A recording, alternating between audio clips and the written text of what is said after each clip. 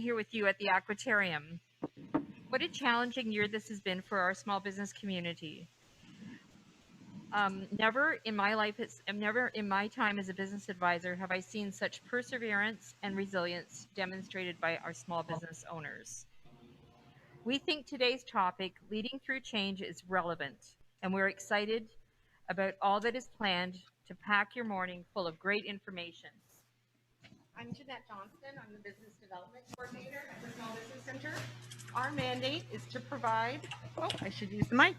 Our mandate is to provide entrepreneurs with business advice, coaching, and mentorship.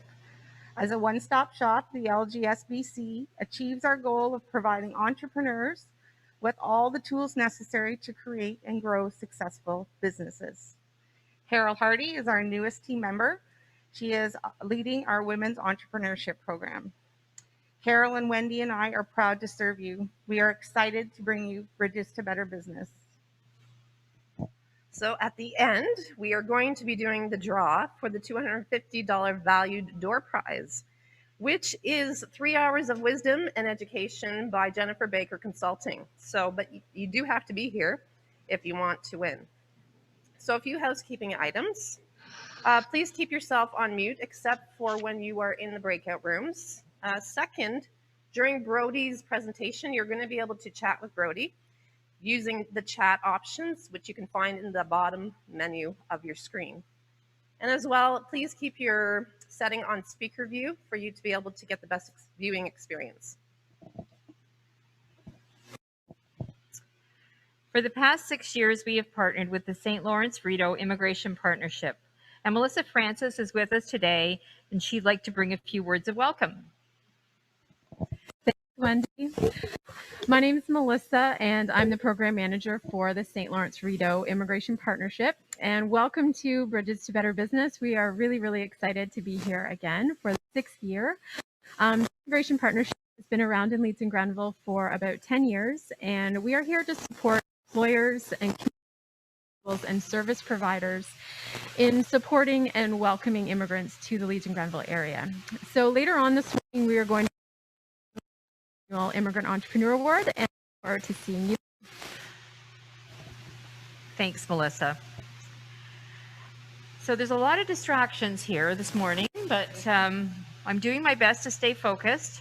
So we couldn't possibly do this event without the sponsors that we have. And today's sponsors include FedDev Ontario, Grenville Community Futures Development Corporation, Thousand Islands Community Development Corporation, and our hosts at the Aquatarium, who have done just a superb job in terms of accommodating all of our needs and helping us put this together.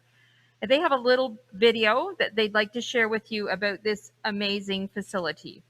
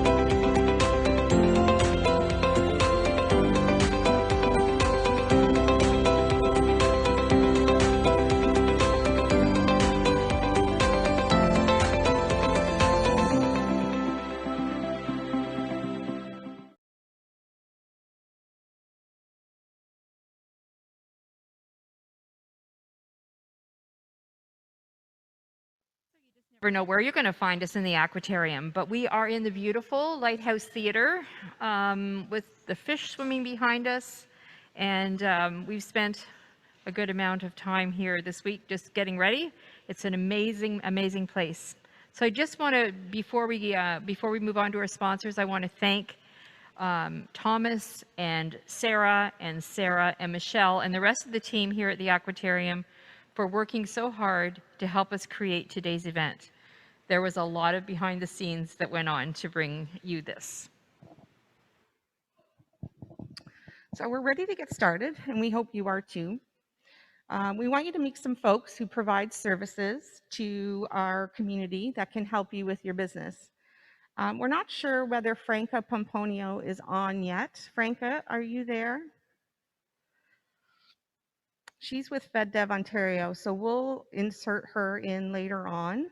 But they've been a main sponsor for many years to our event. So I still don't see her. All right, so the next speaker is Stephen Beamish with Digital Main Street. There's Stephen. So if you can unmute yourself, we'll let you go ahead and talk a little bit about Digital Main Street. Thanks. Sure. Thank you very much for letting me join you today. And it's a real pleasure to speak to all of you. I just take a few minutes to give you a bit of a background in terms of what Digital Main Street's all about and the role that I play and the role that our team plays. So I'm from Launch Lab, which is based out of Kingston, and we're a bunch of entrepreneurs that we call entrepreneurs in residence that give time to work with businesses throughout Leeds, Grenville, and other regions to provide support in enabling businesses of all types to improve their effectiveness and to grow their business. It's a free service, and if you want more information on Launch Lab, please go to www.launchlab.ca. As part of the relief program that's been in place, FedDev started a program called Digital Main Street. It has been around for a while. However, the latest installment of this includes what we call transformation teams. So as part of Digital Main Street, there's a program called Future Proof. And Future Proof is a free program. I encourage you can find information about it at launchlabdms.ca. And you can go into Future Proof and click to apply, and then you can get access to the services which I'm about to talk to. But I know there has been a level of confusion out there because there are a number of other programs related to Digital Main Street. So I can tell you that I'm pleased that the Leeds Grenville have a series of digital squad services. It's a digital squad service as part of Digital Main Street. And if you want more information on that, I encourage you to go to invest.leedsgrenville.com. Again, that's invest.leedsgrenville.com. And if you scroll down on the homepage, you'll see the details around Digital Main Street. So the digital service squads are made up of individuals, and if you go down and click on that link, you will see within your region who the contact is. They will come in and do an assessment on your business. They will help you if you are looking to apply to the Digital Main Street grant. And the way that we work together is after that service squad has been working with you and finding out more about your business, they will try to assist you in doing things such as improving website functionality and effectiveness and other things. At that point, they can hand that off to us at the transformation team. And our transformation team is made up of students. So these are either students from St. Lawrence, Queens, Loyalist, throughout there that are marketing specialists or have recently graduated. Each of our transformation teams are made up of 5 members. They have UX, UI expertise. They have content writing expertise. They have digital marketing expertise, website expertise, etc. We then go in and we'll work with your business over a period of up to 6 weeks. And we will actually go in and make a number of changes that you request and require, such as improving your website, doing search engine optimization, building graphics, improving any writing, cleaning up and putting together campaigns for you to send out to your customers. So we work with you, and it's an entirely free service. I can tell you that as part of this, we are responsible from Cornwall all the way through to Oshawa, and we've got over 70 businesses right now that have registered, and we have worked all the way through now, having graduated roughly 15 businesses who have gotten a series of improvements. We're going to be creating some case studies so that you will see exactly how this works. So go again. I think the progress here would be if you want to check out the and work first with the service teams. So if you go to that invest.leedsgrenville.com, you can find your contact there, discuss with them, and then after that, we would be happy to go in and work with you. If you have any questions about the program, I would be happy to answer it for you, and you can reach me at stephen.beamish@launchlab.ca. Again, that's stephen.beamish@launchlab.ca. And this program is running from now all the way through to March 31st, 2021. Okay. Thank you all for allowing me to say a few words, and I'll pass it now back to Wendy and Jeanette. Thanks, Stephen. It's great to work with you guys again. Yeah. So next up is our partners, or are our partners. There are two of them, Darren Gallagher and Bob Myers. Darren is from the Grenville Community Futures Development Corporation, and Bob is from Thousand Islands. We're co-located with Bob, but we work very closely with Darren as well. And welcome, guys. I miss your smiling faces. Just take it away. Good morning, it's Bob Myers here. I'm the Business Loans Officer. Can you hear me there okay? Okay. I'm the Business Loans Officer with Thousand Islands Community Development Corporation, and I'm here jointly with Darren Gallagher, who will speak in a couple of minutes about what we do. We assist small businesses with loans and business counseling. We help business startups, existing businesses, businesses that are growing, businesses that can't get traditional bank type financing, trust company financing, that type of thing. And we're here to help. So give us a call. We'd be glad to help any businesses that are on this call, or any businesses within the Thousand Islands Leeds area or the Prescott Grenville area. Recently, we've found out that we're going to be participating in the second round of the Regional Relief Recovery Fund. If you're not familiar with that or didn't take advantage of it, it's similar to the CEBA funds that the federal government had the charter banks lending out to small businesses as relief for COVID-19 pandemic. We understand that the program will increase through the charter banks, at least from 40,000 to an additional 20,000. There's changes coming. We are waiting further details, including amounts, when it will be launched.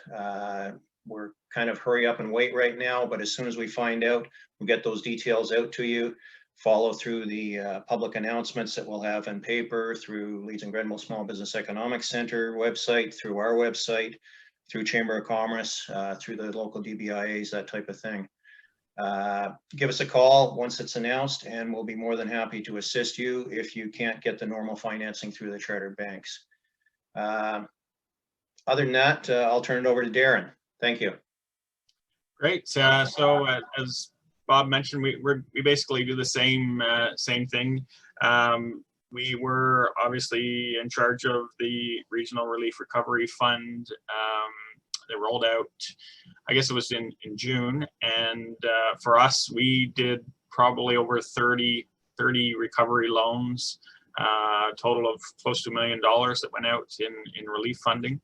I will say that there was an update as well for those people who don't have business accounts that they're operating out of. They have personal accounts. I think most of those changes were rolled out on Monday with the bank. So if you are currently operating from a personal account for your business, you do have access to the bank's CEBA program now. There is a little bit of a process to get through it, but if for some reason that doesn't work for you, once the RRF funding comes out again, we may also consider some of those applications as well. So keep us in mind for that. As mentioned, I look after Grenville, which basically covers Prescott to Kempville. Bob covers Brockville to Gann to the sort of Smith Falls border.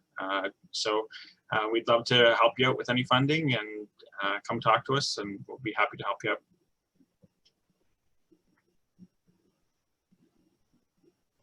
Thanks, Darren and Bob. We really appreciate all that you do for our community. So at this point, we are going to have everyone in the participating today introduce themselves. So we'd like you to give your name and the name of your business or organization so that people know who is taking part. So at this point, I can see Soraya Jackson, so I'm going to get Soraya to speak first. So Soraya, if you could unmute yourself. Sure.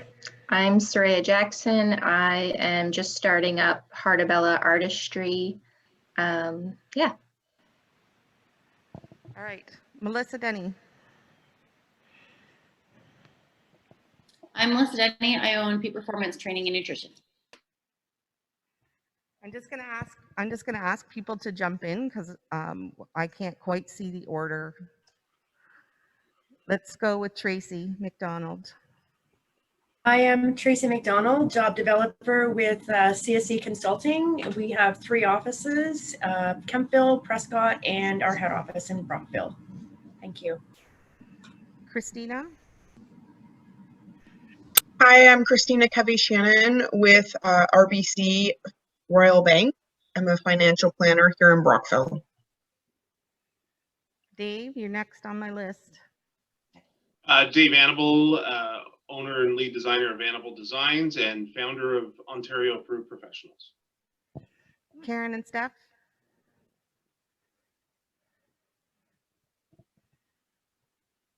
There you go. Hi, Steph Jones and Karen Boucher from the Noshery at 209 King Street West, downtown Brockville. Jen Winter.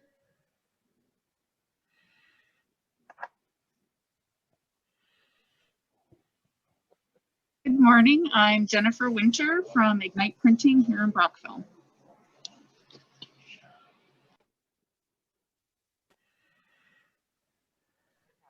Terry Ann. And my name is Terry Ann Hare, and I'm the owner of Beauty Inside Wellness Spa.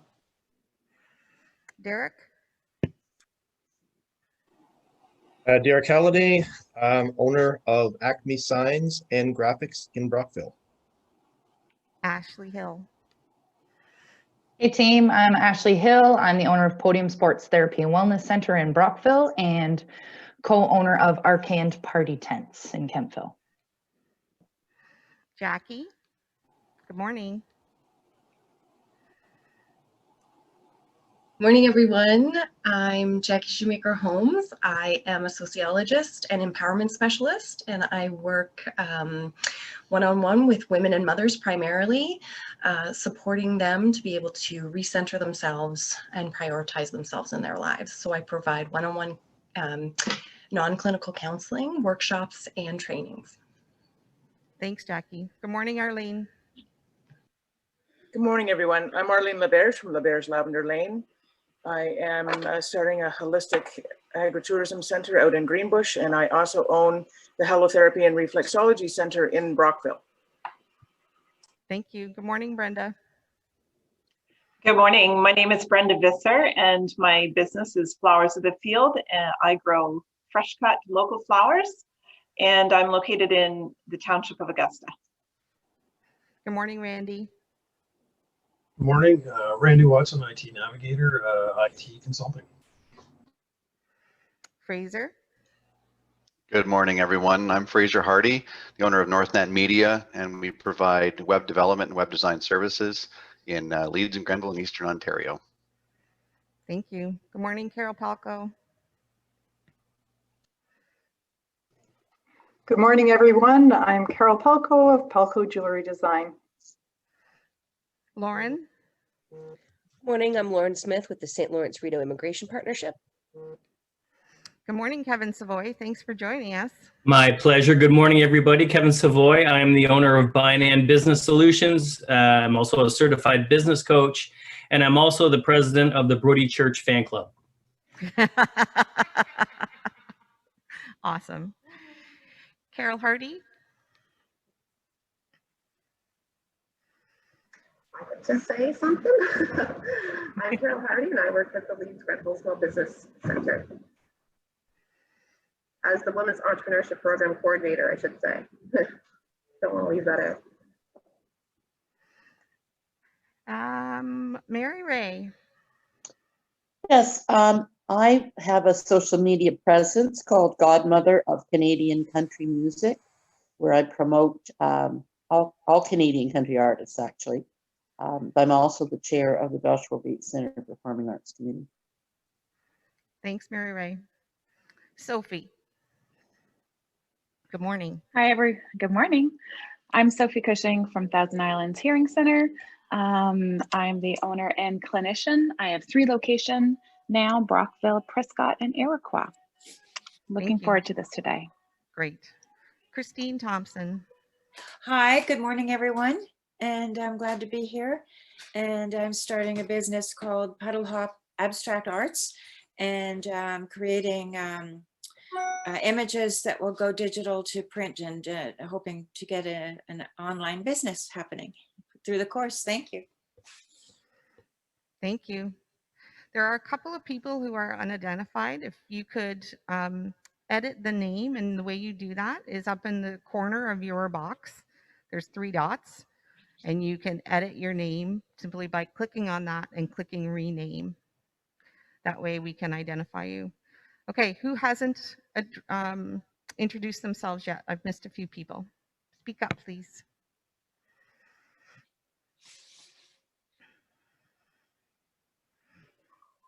Andrew from IN Engineering. Morning, everyone. My name's Andrew from In Engineering and Surveying. I'm the president here. Thank you. All right, anyone else who hasn't introduced themselves yet? All right. So we have a diverse group of people with us this morning, and we hope that you get a lot out of our morning together. We really appreciate you taking the time out of your day to spend with us. We know it's important for you guys to keep making money, but it's also important to be working on your business. So thank you for doing that. I'm going to hand the mic over to Wendy. It's great to see some of our past award winners with us this morning, because we all know we're going to announce our Entrepreneur of the Year and our Paul D. Boyven Award winner, as well as the Immigration Partnerships Immigrant Entrepreneur. So that's pretty exciting. So now it's my pleasure to introduce our keynote speaker today, and Brody Church. So Brody is the President and Chief Engagement Officer of Brody Church Consulting. He is nationally recognized as a speaker and team facilitator on topics relating to workplace engagement, performance, and communication.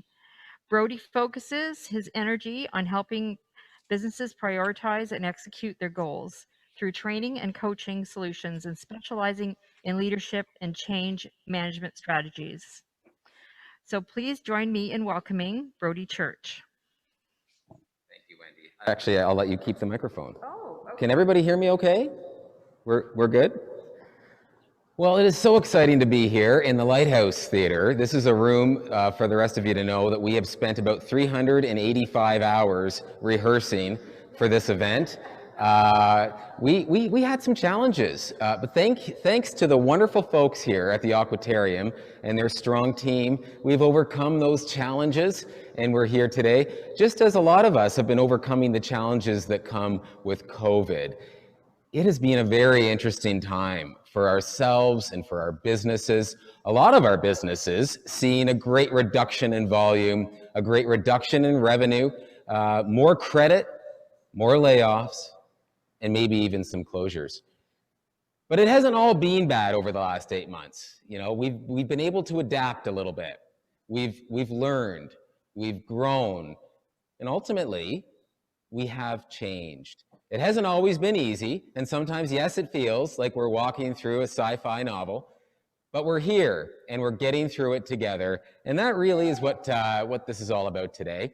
As you can see in front, and this is what we're going to talk about, keeping this alive and being successful as leaders. We'll look at resilience, change, managing through change, and staying motivated throughout the whole process.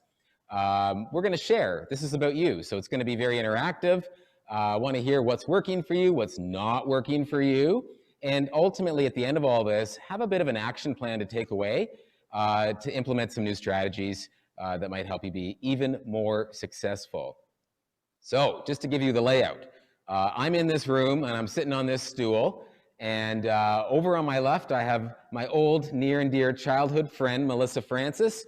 She will be checking out the chat as the chat comes in, and over on my right we've got Thomas and Sarah, the Aquatarium team that have been so helpful, and they will also be helping us with the technology piece. So if you hear me talking to somebody or something behind the camera, I'm not talking to myself, I'm talking to these people here who are helping us on the way. As you already know, this is a Zoom presentation, and after 8 months, I'm sure a lot of you have already participated in one of these presentations. And those of you that have know the drill. So there are tools at our disposal to use to stay engaged. So what are some of those tools? Well, of course, we've got polls, we've got videos, we've got breakout rooms. We're going to be doing it all, everybody, together here to stay engaged. I see a lot of you do have your cameras on. I'm so happy to see that. Let's keep them on so that I can see you and it feels like it's the real deal here. As mentioned at the very start, we'll be leveraging the chat function because while we're in this big virtual room together, that will be the way that you and I interact with one another. So I do encourage you to leverage that. If you haven't yet opened the chat function, you can do so on your toolbar and just click on the chat and it'll pop over and you can move it around wherever you want. And when I ask a question, I encourage you just to chat in using the chat function. As well, there are handouts that went out by Jeanette yesterday, so you hopefully have those. You can just look at them through your email. Maybe you printed them off. Maybe you haven't even bothered. Who cares? We're just going to be talking about those things today. So if you do have them, great. If not, I do encourage you to have some sort of ability to take notes throughout all this, because like I mentioned, the idea is to take away a few things to change after our session. We've got a robust 90 minutes together. So let's sit up straight, sharpen our pencils, get ready to chat, and here we go. So where do we get started? And I thought maybe a good place to start would be for us to get in the zone and get our headspace thinking positively. And what better way to do this than to look at this specimen? So what you see in front of you is a sturgeon. And I bet you never thought you were going to get a fish lesson today, did you? So here, this sturgeon is certainly a fish that has been able to find and had to find, in fact, opportunity throughout challenging, difficult, turbulent times. So here's a little history lesson. This fish dates back to prehistoric times. We're going back to the dinosaur era, and it's swimming around with the dinosaurs. And despite climate change and the challenges that have come with predators, mainly humans, this species has survived over 150 years. And here it is today, still 29 species of this type of fish, by the way. And it has been so adaptable, it can now live in freshwater, saltwater, so it's in both. And it can also live to be over 150 years old. So that's pretty cool, right? That's pretty impressive. It kind of makes me want to jump in the tank back there. You can see them floating around and give one a big hug, because that's a fish to me that says, I can do this. I can get through this and I can live forever. Great mindset. So I thought we could share our sturgeon story. We need to get a t-shirt made up of that. Your sturgeon story. Yes, we're on it, everybody. Sturgeon story of some sort of opportunity that has come up for you or your business from this pandemic. And for me, certainly, it's remote work, like a lot of you can relate to that, and being able to work out of my office at home instead of flying around or taking the train to go deliver workshops. So that's been my big opportunity. Would love to hear from some of you. Let's get our fingers ready to go and into the chat box. Please, let's start chatting in some of these opportunities. And I encourage all of you to keep an eye on that chat box so that we can see people and what they're saying has been an opportunity. So let's get started now. People, please chat in. Something good, an opportunity that has come from this pandemic. Let's start. Buying local, love it. Thanks, Brenda. Let's keep it going. Thanks, Randy. Virtual meetings. Wonderful.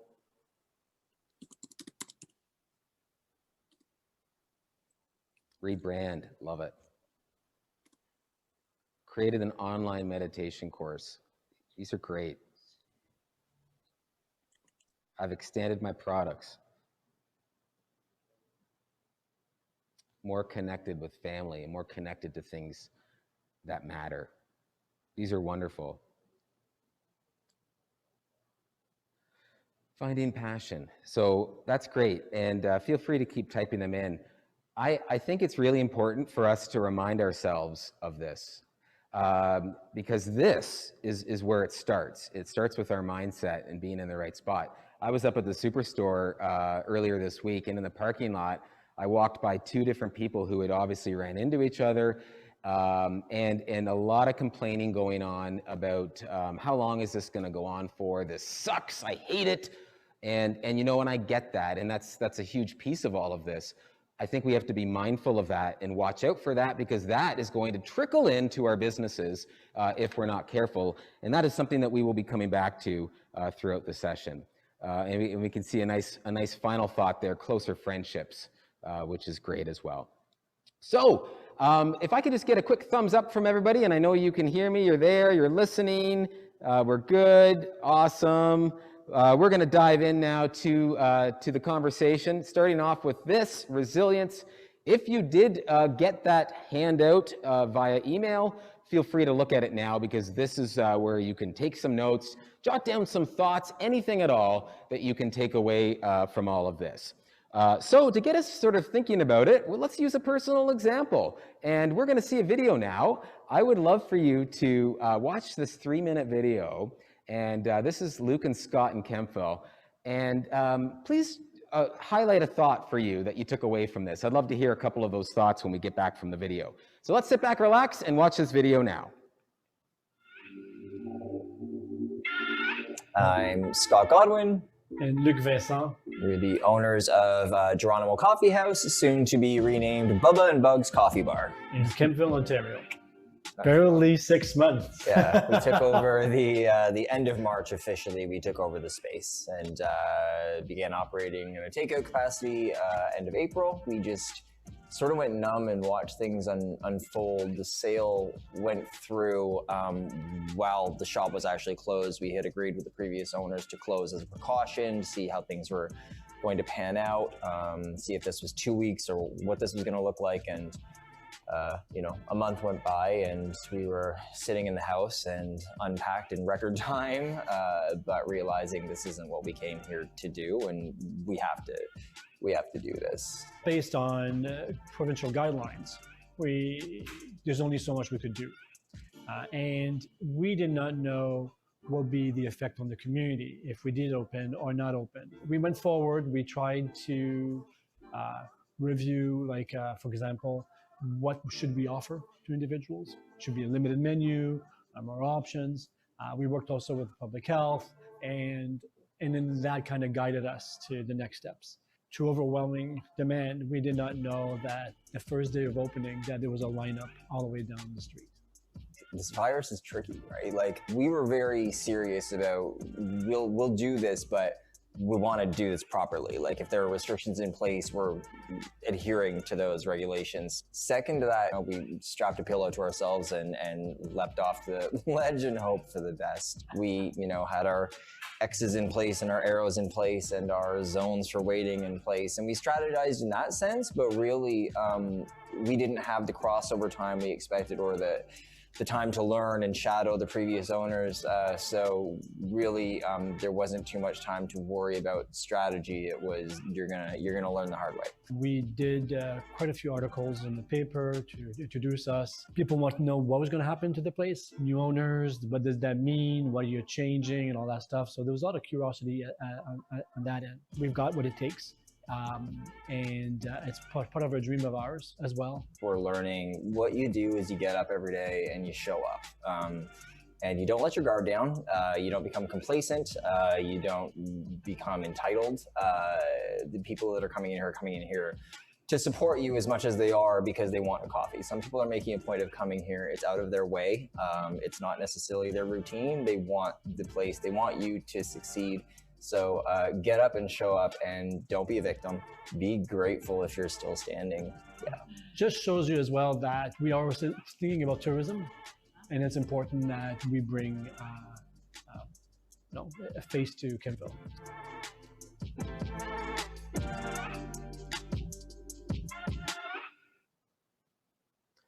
What a great video. And I don't know about you, but I really want a coffee after seeing that. And I put cinnamon in mine too, the sprinkles. Oh, goodness gracious. So taking that aside for a second, let's talk about what stood out for you in terms of a takeaway. Very inspiring video. What a story, getting started in March when all of this pandemic is getting going. So let's talk about that. What did you take away from that video? I'm seeing don't be a victim, be happy, you're still standing. I love that. The victim, again, great, Sophie. What else? What else do we see here? Gratitude. Just show up. I love that line as well. We have to start somewhere. Let's just get moving. Let's just stand. The support as well, having a lineup on that first day, very inspiring.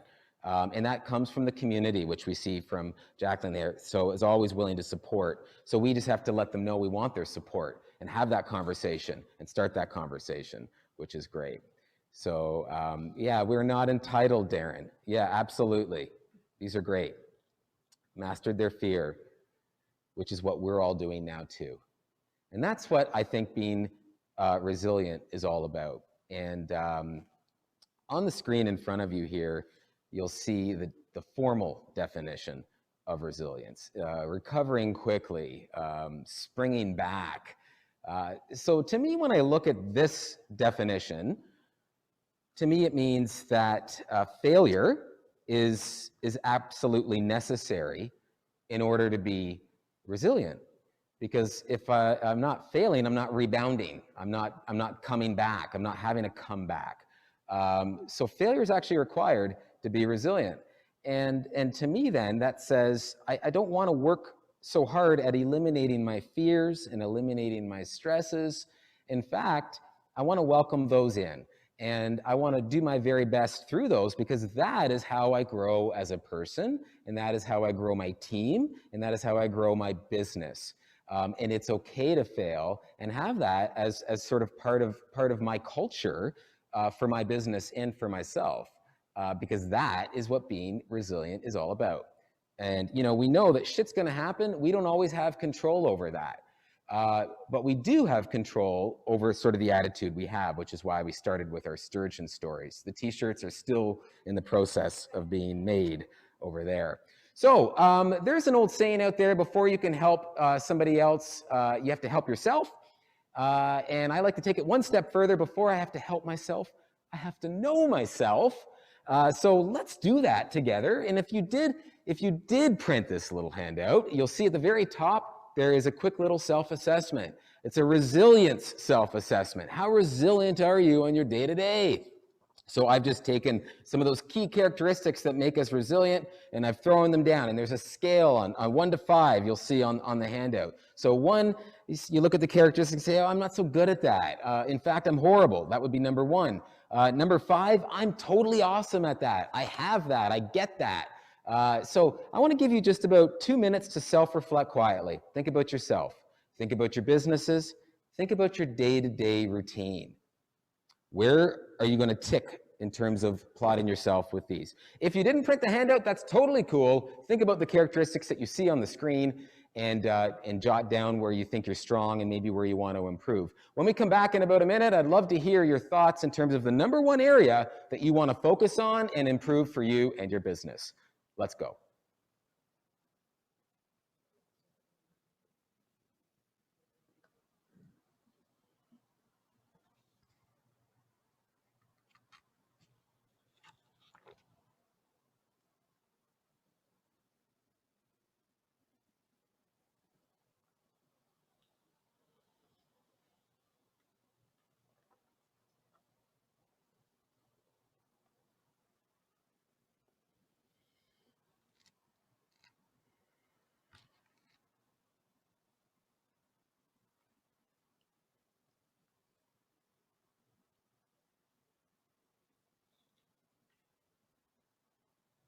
Just another moment.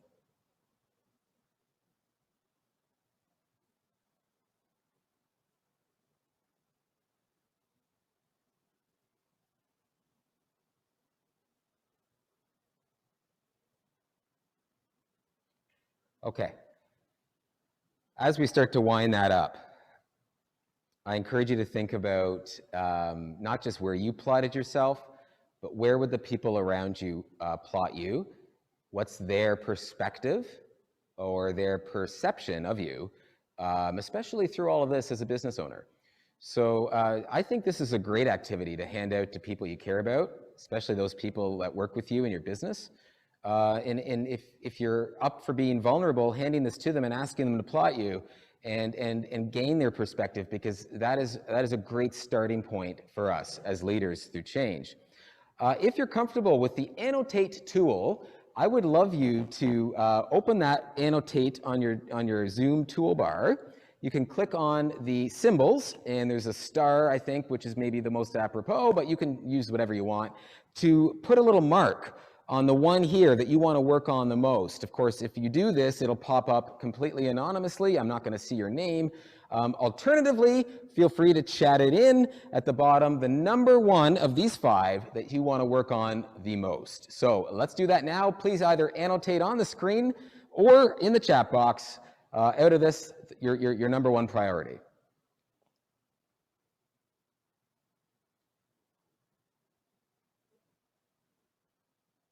Adaptability, self-sufficiency. It's good. Let's keep going. Persistence, self-control. So we're all over the map here. More optimism, more self-sufficiency. This is good. Self-control. So this tells us we're all over the place because we're all different, which is great. We all have our own opportunities. I think it's just really important to be aware of what they are so that I can start to make those changes that I want to make. Some of you have heard me say before that we have up to like 80,000 thoughts in a day. And as such, we live such a small percentage of our day-to-day awake in our conscious mind. We're mostly subconscious, and we forget what we already know. So this is a huge chance for us to pause, remember, and start to make some steps, and think about how I can turn this into an action plan for my business. So thank you for doing that. I give you a round of applause for that. Feel free to clap. There's the clapping on the toolbar there. You can clap a little bit as well for yourself for doing that activity. That's great. So now that we know what resilience is all about, we know the definition, we understand that failure is a part of it, and that's okay. That's actually good. We want to welcome in the stressors, right? Welcome them in. And we also know where we stand. We've done our little assessment. Now we want to get specific about what to do next, and I think we need to look at barriers. So in front of you here, you see a wonderful fish. Can you tell I really worked hard at making this sort of fit into the aquatarium? So a fish jumping out of water into an unnatural surrounding, which is great. And that's kind of what we do sometimes as we're working through challenges, especially as business owners. So what are some of those specific barriers? If you've got the handout, you can write them down there. You can just reflect on your own. But I want to give you 60 seconds just quickly to reflect on some specific barriers for your business right now. The more specific, the better. So if it's less volume, what specifically is the challenge for you with that? So let's dive as deep as we possibly can. When we come back in about 60 seconds, again, like we've been doing, let's chat in and hear some thoughts. So I'll see you in a minute.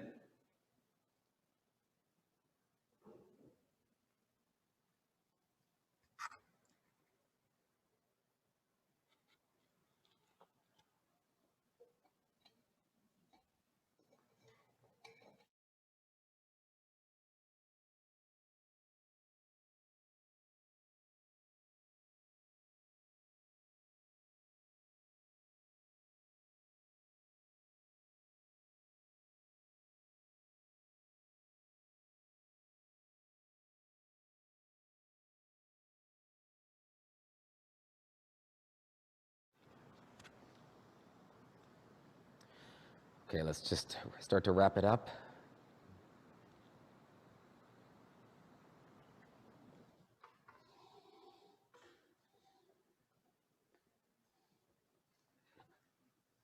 All right.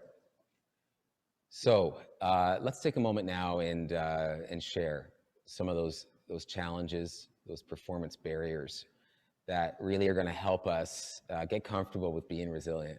So let's start chatting in. What are some of those areas that you highlighted in your mind or on your piece of paper there as we did that activity?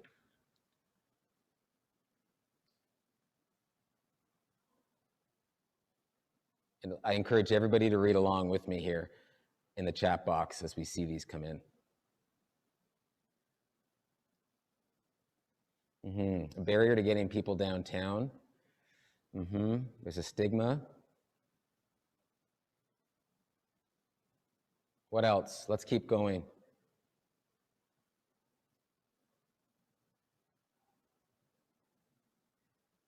Making people aware I'm here. A lot of us are feeling isolated right now, and it's really hard to communicate and get our name out there. Our choices. Being passionate about working with people, but inexperienced business-wise. Okay, not enough time in my day. A lot of these go back to our routine. A routine for many of us that has changed over the last 8 months. And later on, we're going to talk about that. In fact, shortly, what's your routine look like right now in order to stay at your very, very best and world class? New business trying to break into the sector. And what a time to do that, as we saw from Scott and Luke. So what's our plan going to be? What are we going to do? What are the steps to being resilient? And I love that equation that I've put up there on the slide at the bottom. I mentioned all those thoughts that we have in a day, and sometimes we forget to focus on what truly matters. So I think this is about an opportunity to slow down and just be aware of what's working and what's not. And in this case, it's being aware of our barriers, so that, and here comes step number 2, I can make different choices. And I want us to start thinking about those choices. There's no rush to making the choice, but I want to start thinking about what I could do about that. That's going to help me improve my results. But I first have to slow down, be aware to do that.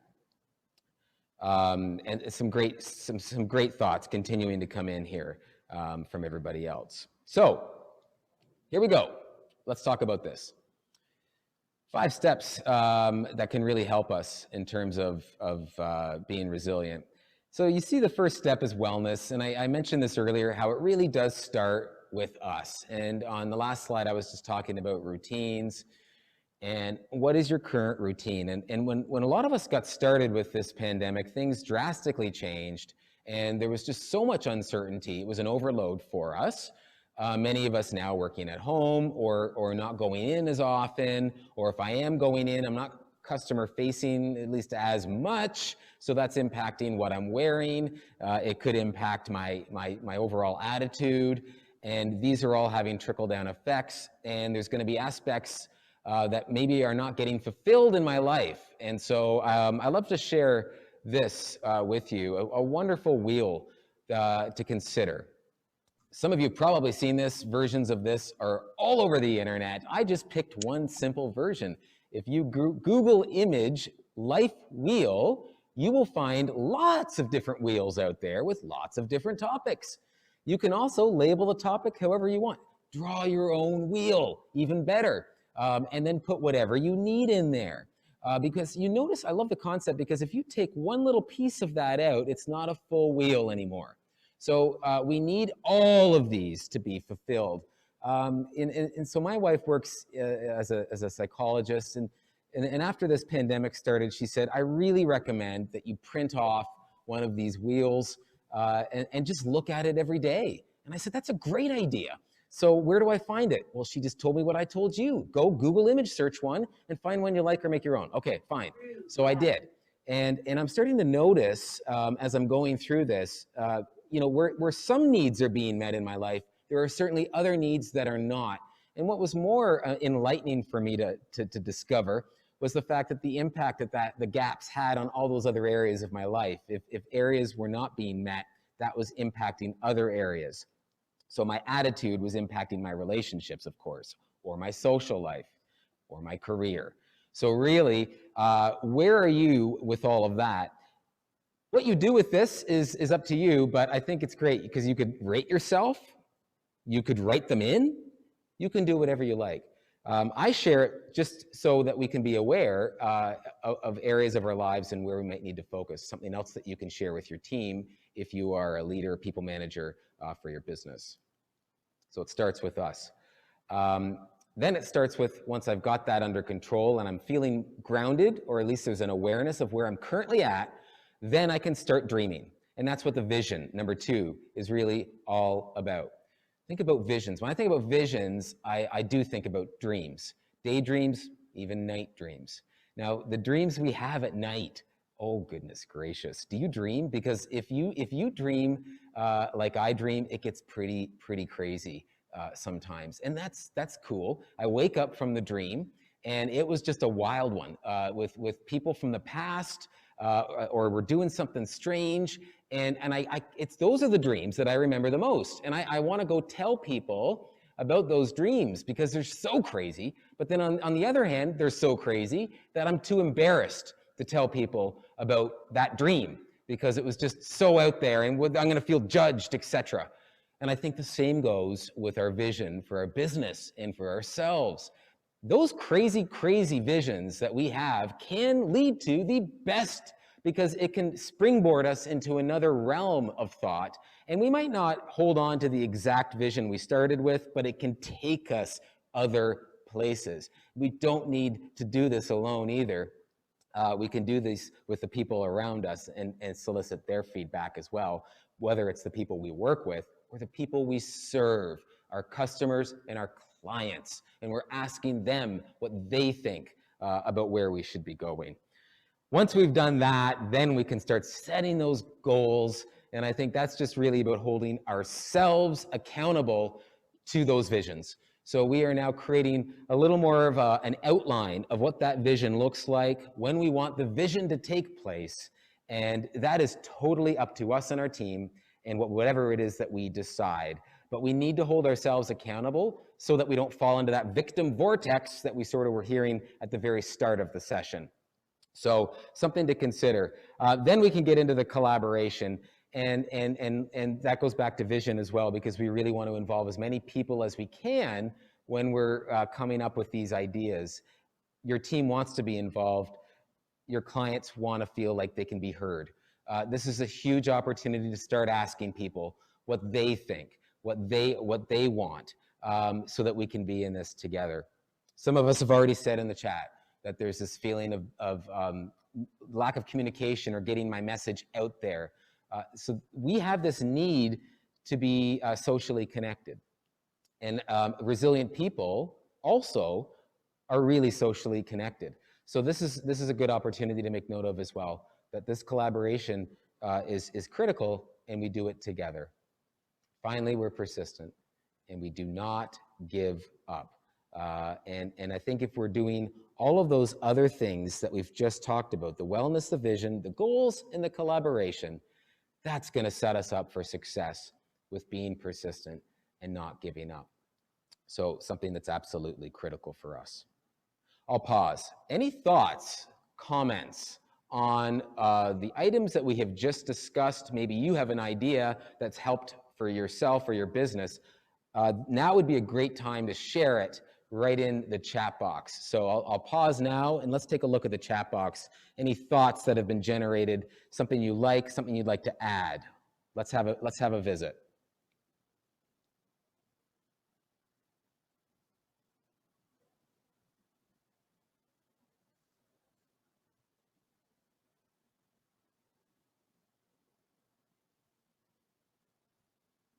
This isn't much of a visit, ladies and gentlemen. Here we go. Okay, Coach Kevin. Hard to hold ourselves accountable. Yeah, that's good. That's self-compassion. So critical, when it comes to being resilient and recognizing that that's okay. We're okay. Good thoughts. All right, so I'd like to leave you with this, and we can do this as a poll. Carol, can we pull up the poll right there and have a look at this? Why is resilience important to you and to your business? So you can see top 5 results that are often heard. So in a moment, I'm going to give you an opportunity just to click on the box that relates to you the most, that you can identify with the most. So let's do that now. When it pops up, I'll give you a moment to do it.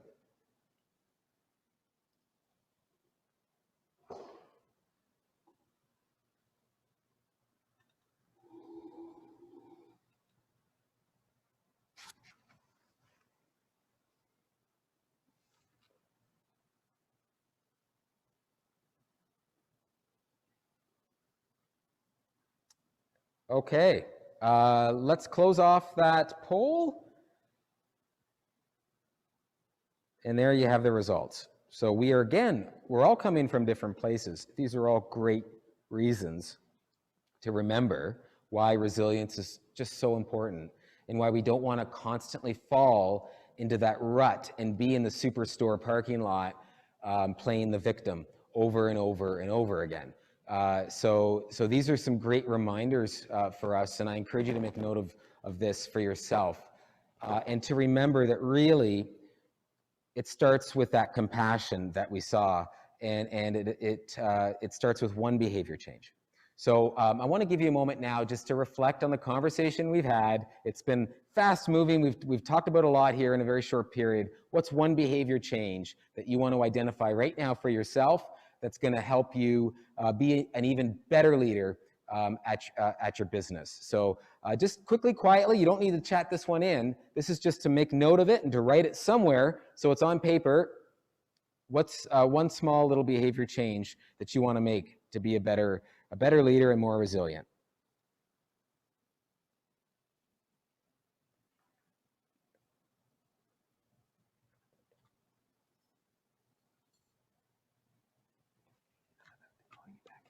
Oh, okay.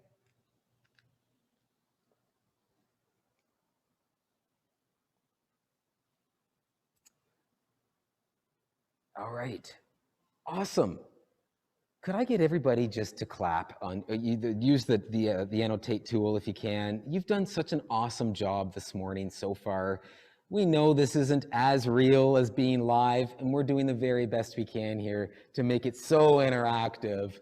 And the success of this is really coming back to you. So thank you. We are doing so well. We've been together for an hour now, and we're going to take a well-deserved pause. But before we do, I'd like to welcome back Jeanette and Wendy, who have a couple things to say. And then we are going to head back out and do some connecting with each other and have an opportunity to network with one another during the break. So without any further ado, if I could get Jeanette and Wendy to come on back out, and they're going to take us into the break.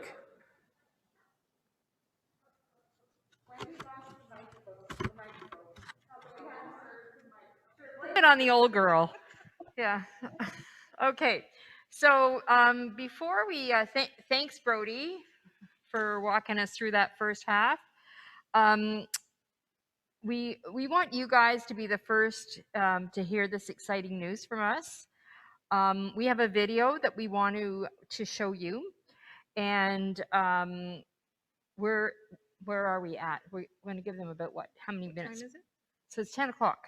10 o'clock. So we can do like a 15-minute break. So we can do a 15-minute break, but Jeanette will tell you what's going to happen during, or what we'd like you to do during the break. So right after the video plays, then you're going to go to break. So here we go. So please turn up the volume. Please turn up the volume a bit more on this video, as we understand it's a bit quieter. And then after the video, if you wish, you can use this time to network on gallery view and chat with other participants. Roll tape.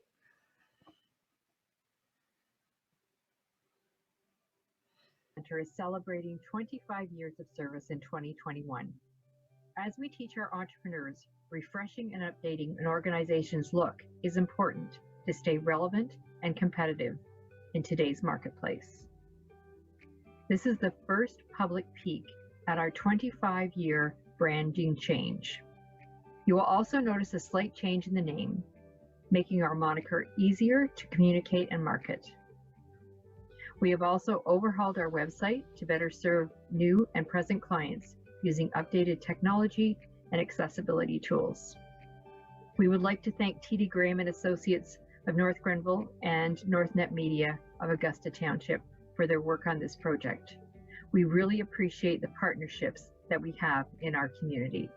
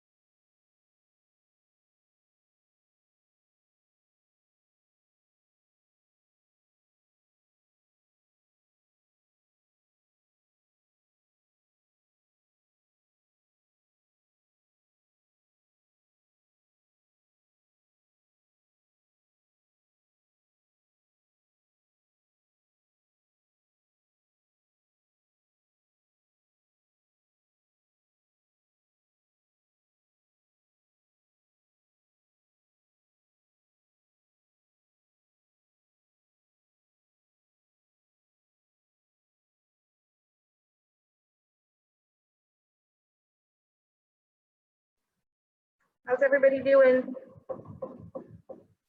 Take my mask off to talk to you. I can't hurt you with my mask on.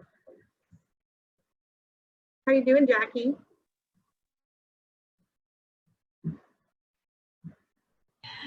I'm doing super well. I'm so happy to be here. And I'm so happy to be among this wonderful group of people and to see wonderful faces and just, yeah, have this opportunity. So thank you. You're welcome. How's business? So good. Awesome. Congratulations. Thank you. I'm just, I'm so happy because it's been a really long time coming for me. And so the fact that it's actually, you know, rolling out the way that I envisioned it is like the best thing that's ever happened. Awesome. Congratulations. Thank you. Good morning, Andrew. Are you still there? Can't see everybody.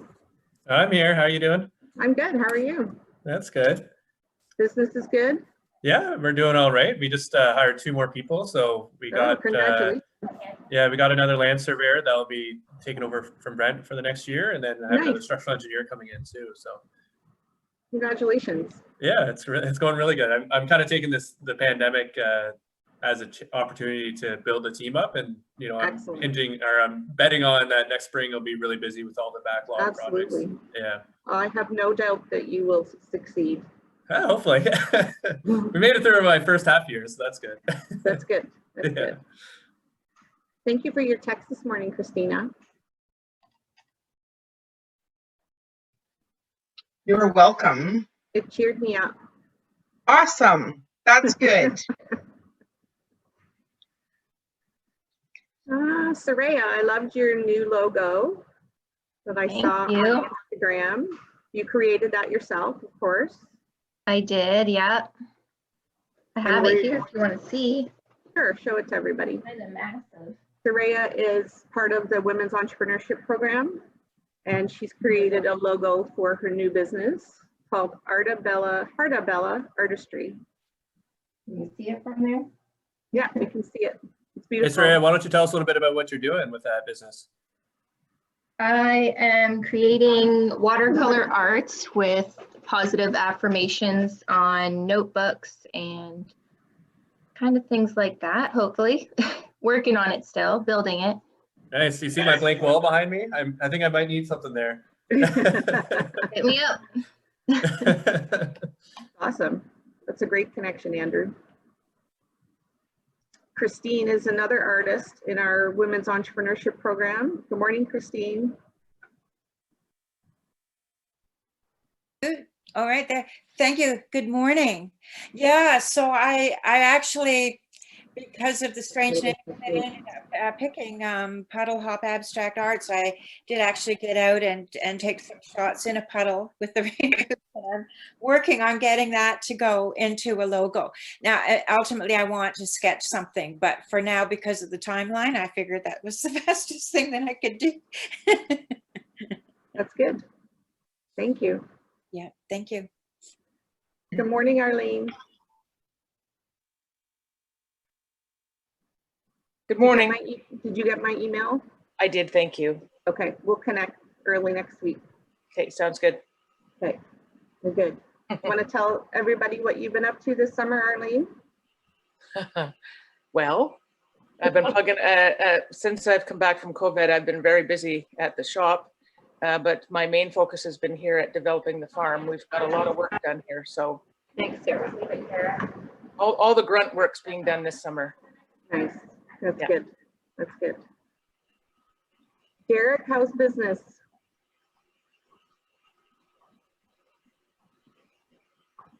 Sorry, I couldn't find my mute.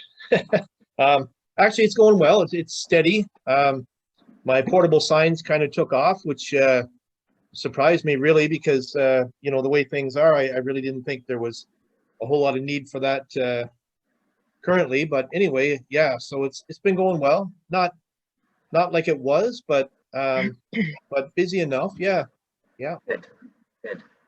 Any new clients? I do, yeah. Yeah, Some local customers here, the Elizabethtown Kitley and the Athens Fire Department. So their council meetings, you know, a couple of the folks that are involved with that are advocating for keeping it local. So yeah, I have Rob Smith here from the township who I went to school with, and you know, he's like, hey, let's keep it local. So we're going to redo all of their heritage signage around all the heritage sites around the township. Yeah, so Congratulations, that's awesome, yeah. Derek. So that'll be a good one. Yeah, I'm looking forward, and I have until April, so no rush. Yeah. Cool. Thanks, Derek. Yeah, it's going well. Thanks for asking. Yeah. How you doing, Randy? Good. Personally, I wouldn't want Wendy that close to me. I think there should be more. Yes, you would. We spend time together like this all the time. I still only have the one client. We're still same kind of thing I say every time. We're still working through projects. We're getting close to wrapping up the second project. I may be going down there for a couple of days a week, just to help them be a bridge between having no IT staff and moving into a full-time IT staff person. So looking at options like that, still relationship building, trying to meet with people when I can, and market the business. It's hard right now, but that's good that you're keeping at it. Yeah, trying to focus on social media and my marketing stuff that you guys took a look at for me. So yeah, just. But the real question, Randy, is what are the dogs wearing for Halloween? We tried the costume stuff on the dogs and they hated it. So they're not a fan, eh? No. I wonder why. Not good. But. Good morning, Mary Ray. You're on mute. There you go. There you go. I had to get over and change it. Good morning to you two lovely ladies. How are you doing? I'm great, thank you. Good. Heading off to my second wedding this weekend. Oh yes, that's right. Give them a hug for me. Yeah. I will. Mary raised Mary and off her grandchildren. 2 COVID weddings in 2 weeks. Yeah. Wow. But How's anyway, your dog? business-wise, this summer wasn't what I envisioned it to be, of course, because I saw myself going to all kinds of music festivals and just getting my name out there, because my godmother of Canadian country music is a rather new entity. I'm not a new entity, just a name and the social media presence of it. But anyway, since all of that was canceled and it took a while for the music industry to figure out what they're going to do, it actually worked in my favor, I think, because the smaller festivals and the drive-ins and so forth weren't drawing the larger media. So I was given an opportunity to do that, co-hosting at one weekend event and doing full media for another.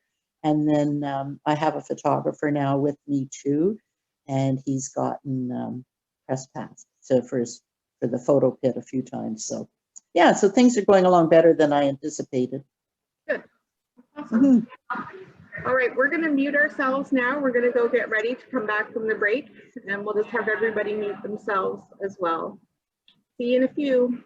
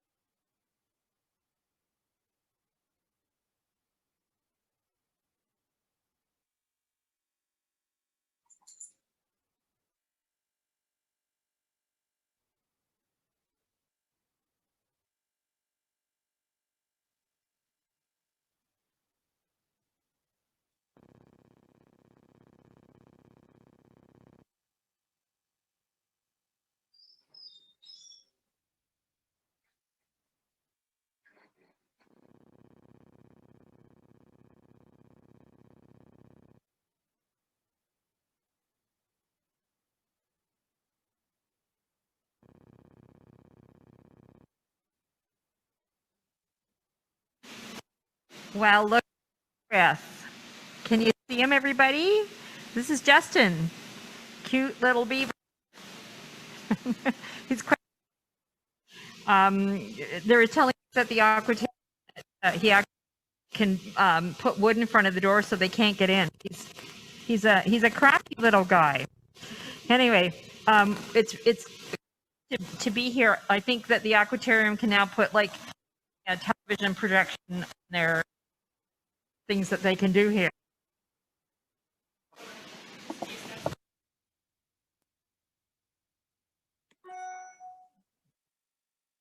There's a show. Chewing on his carrot. Oh. So this is really fun. I hope you get a chance to come to the aquarium if you haven't already. Justin Bieber is awesome, and the otters are fun to watch. And there's lots of other reptile and fish that we have here, they have here to show us. So come ahead if you can. They're open on Saturdays and Sundays. All right. So we're going to cut back to Brody, and he's going to finish up his presentation. Thanks, everybody.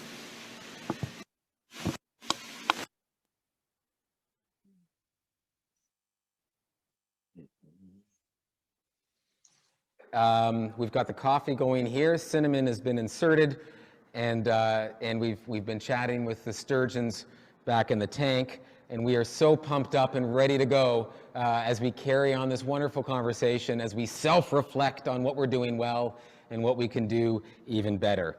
We are diving now into the next topic, which would be the second handout if you've got it handy, and it is titled Change. So we love it. We hate it, but we know what's going to happen. It's one of those givens.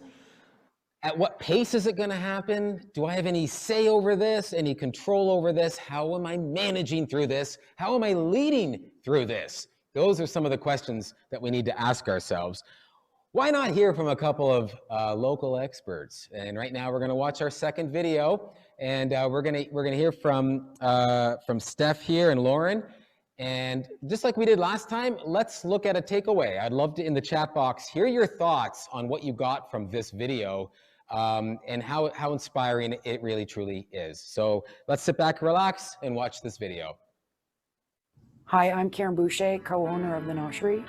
And I'm Steph Jones, also co-owner of the Noshery in Brockville, Ontario. So we've been in business since July 17th of 2017. So just over 3 years. I think we took, a day off to figure out what we were going to do, and then just kind of did a pivot and started ordering in more produce and more grocery and doing more baking.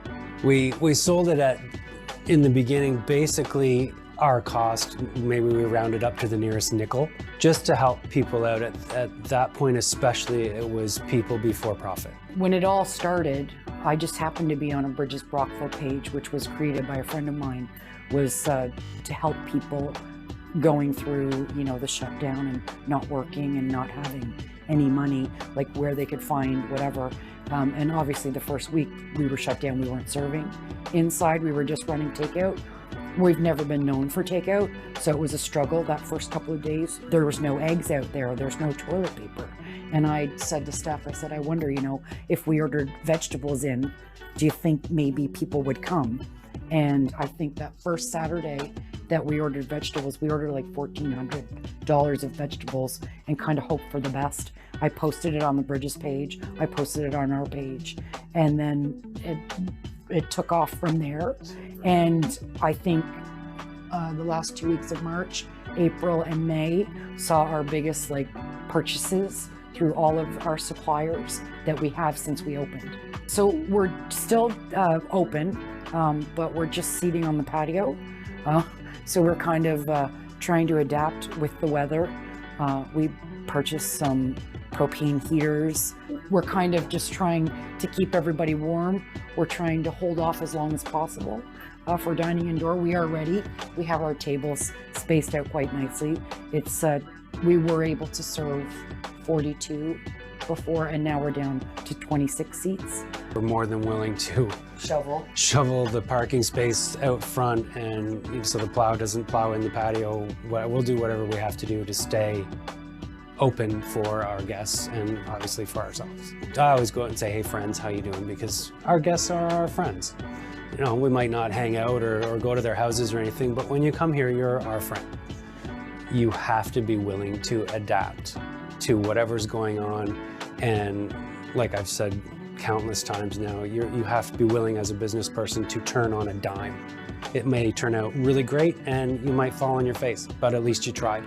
And that's the thing, I can't even remember who said it, but if you're not failing, you're not learning. We're always thinking of new ways to try to get the business. Thank you to everyone that comes out and supports us, Without We still need your support. absolutely, and Yeah. all small businesses do, especially the restaurant, because it's so tough. But it was to help the community that's basically helped us. You know, we wouldn't have what we have without the community coming to support us. So we figured we could at least try and give back a little bit the best way we knew how. What an inspiring story. I drove by the Noshery before I knew that this video was going to be in here. And, you know, I remember saying to Stacy, my wife, that this is just phenomenal. This is a business that gets it and is really adapting to the change. And the heat lights, the patio, and doing all this stuff, it's so inspirational. I got a lot of the video, and I'm hungry and thirsty now as well. But what did you get from the video? I would love to hear some thoughts from you as we did last time. Let's throw it in the chat. What did we get from that? Specifically, how did Steph and Karen really wow us there? People before profit, thinking outside the box, absolutely. Going back to caring about people, humanizing it, being real, engaging the community, coming together, compassion, there's that C word again, innovative, absolutely, outside the box. Service, service, service, and especially in smaller communities, we know how much this matters. Pivoting the focus. Great people do great things, and I think that the community sees that and now knows that. We're learning, we're growing, we love it. Making people feel safe. This is all very exciting. And, you know, so that's one example. And I'm sure that all of us have our own example of how we can deliver on a version of that and be true leaders through change as well. And I think it's important for us to focus on that sometimes, as we've been alluding to for the entire presentation. Generally speaking, we know that there is sort of different feelings that we have when it comes to change. I often compare it to sort of a spectrum. Those of us that absolutely love the unknown, and those of us who absolutely love stability. So where do you stand on that spectrum? And we know that sometimes it depends on the situation or the people around us, but do you find, generally speaking, that you're over here, you love stability, you want to feel safe? You know, right now, this pandemic, I can work from home, some of us. I don't have to get dressed. I feel comfortable. I don't have to see anyone. Is it getting too comfortable, though? Or is this driving me crazy? I miss being out there. I want to be over here in the unknown so that I can actually go out there and be adventurous and explore and see new things. So where would you plot yourself on that line? Because that's critical. And I think it's okay to be sort of in either side at times, but we just want to be aware of it.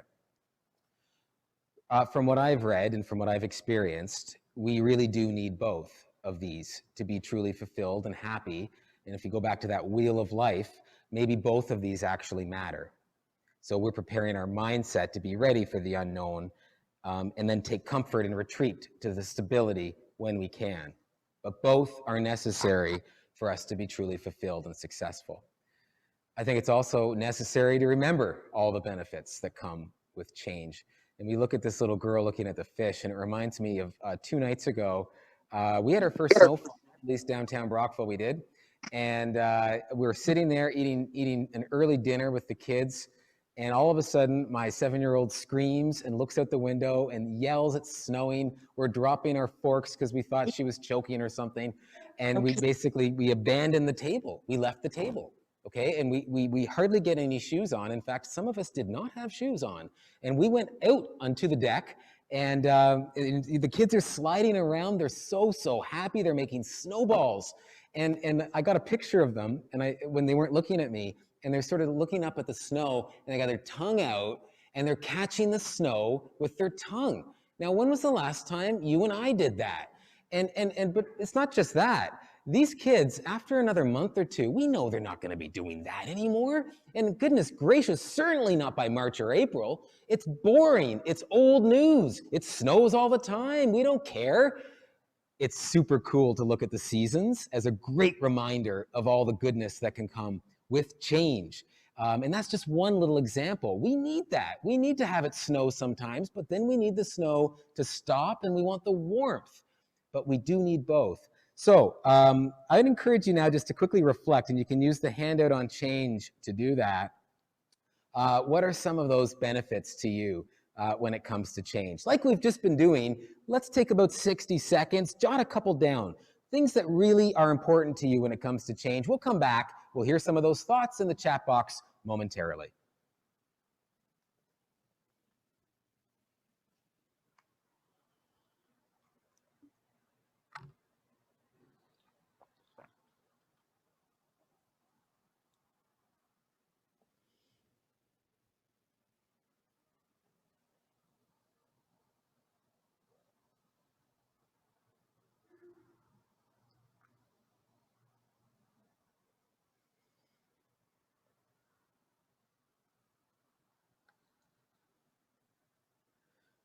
Okay, let's start to wind it back.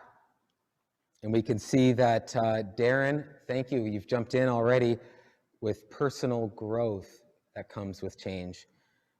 Let's keep going. Sophie's added to that. It allows the team to have personal growth as well, not just me, but the team. Opening yourself up, learning new things, staying current. Reduces stress. Tracy, if you can hear me, I would love just one extra comment or two in terms of how that change reduces stress for you, because I think that's a great point. So if you can hear me, please feel free to type in. Others, we welcome continued thoughts as you're thinking about the benefits to change.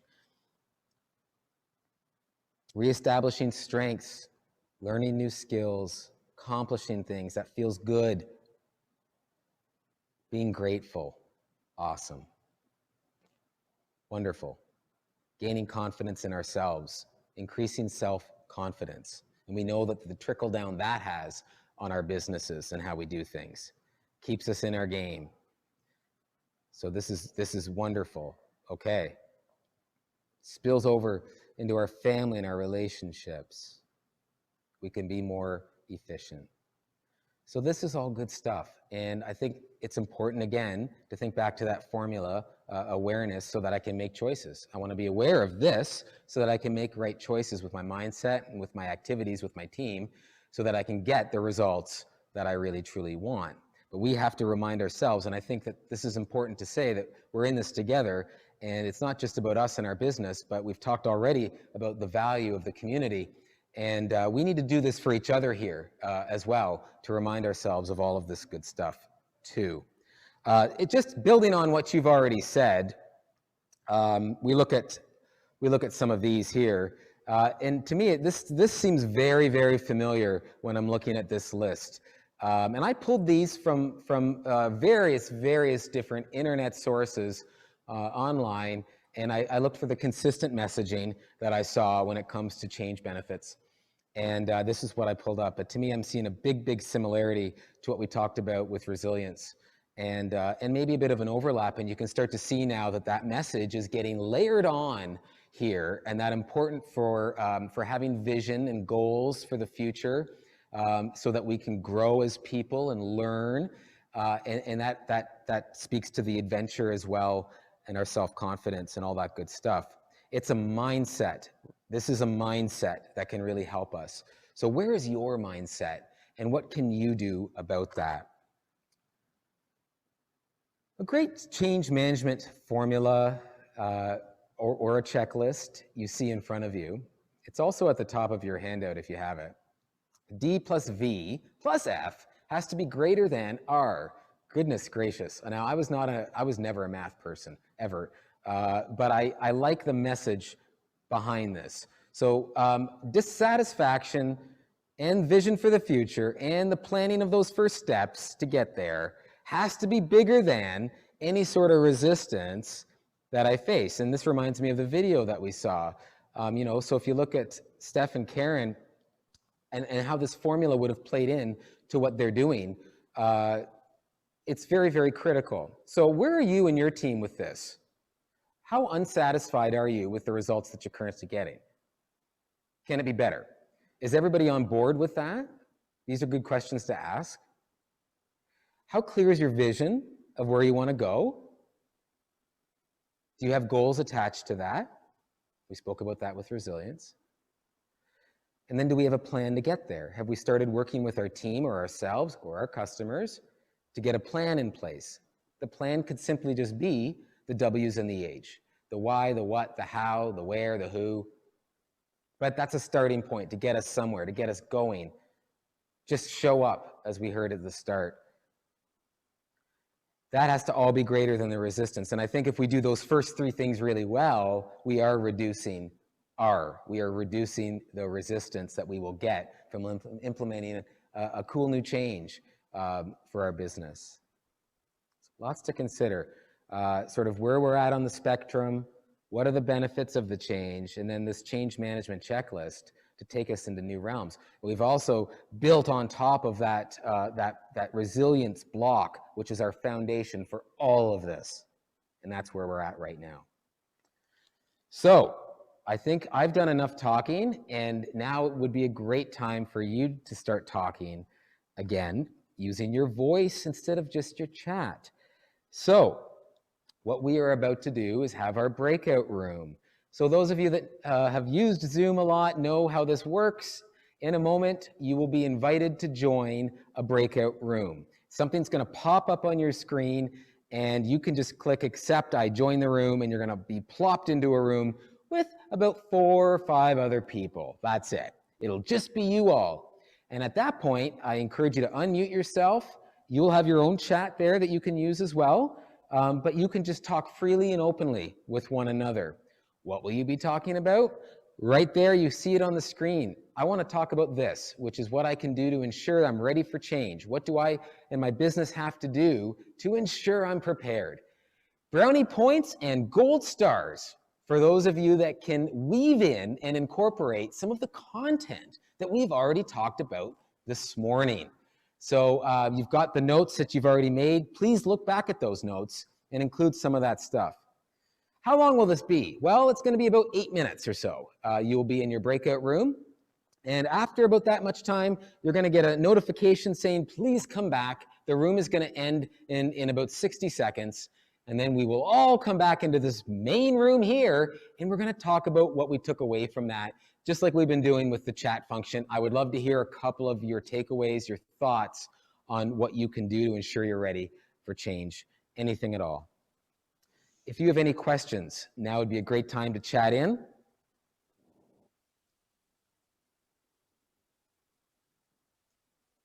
Looks like we're good to go. Are you excited? We're gonna go break off into little breakout rooms. It's like the real deal, like we're all together.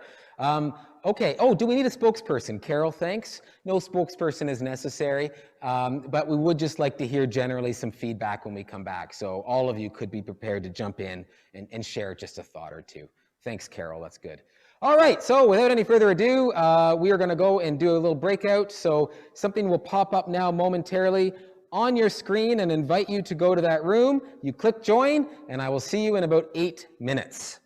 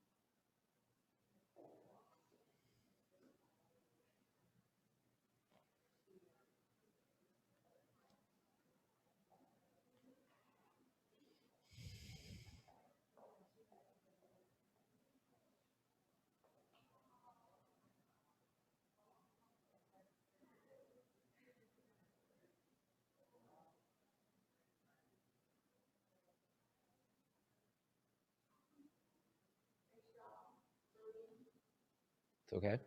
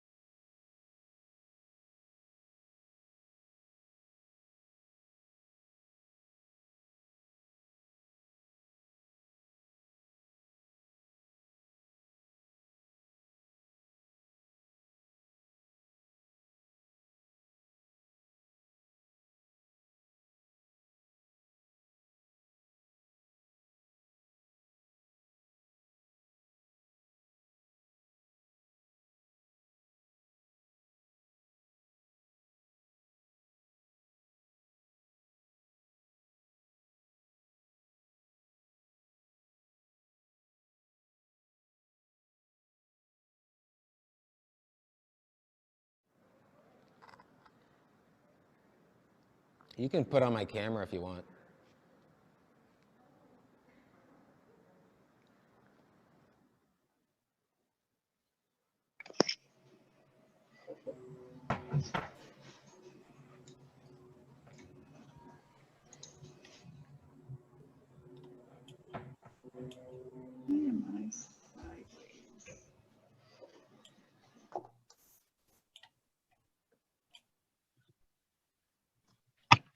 You can see we're coming back. Great. When you're back, if you could give me a thumbs up, that would be wonderful, so I know you're here.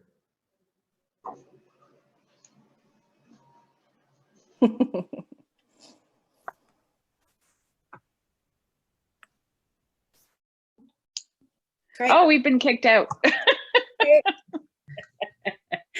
All right. Thanks, Kevin Savoy, for your comment. So because you're so eager, maybe we should kick off with you.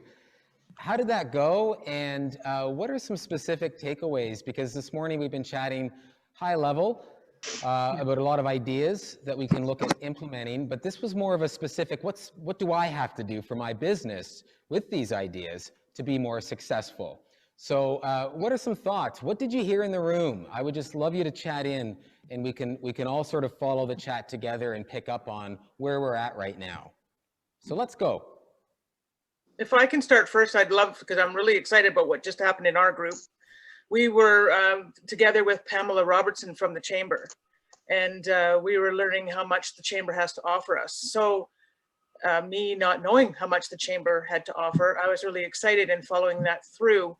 I spoke and I was going to make a little note, but it got too long, so I took it off. But, through COVID, I have found myself reaching out to other business owners in my same genre of business, or through counsel, or people that are successful in business, and asking them questions and sort of picking their brain and things like that, and pivoting totally my business where my main focus is going to be. So I think I suggested to Pamela that we somehow get this group together to actually have a Chamber information session, because it sounds like the Chamber is also a phenomenal networking resource for us in this community.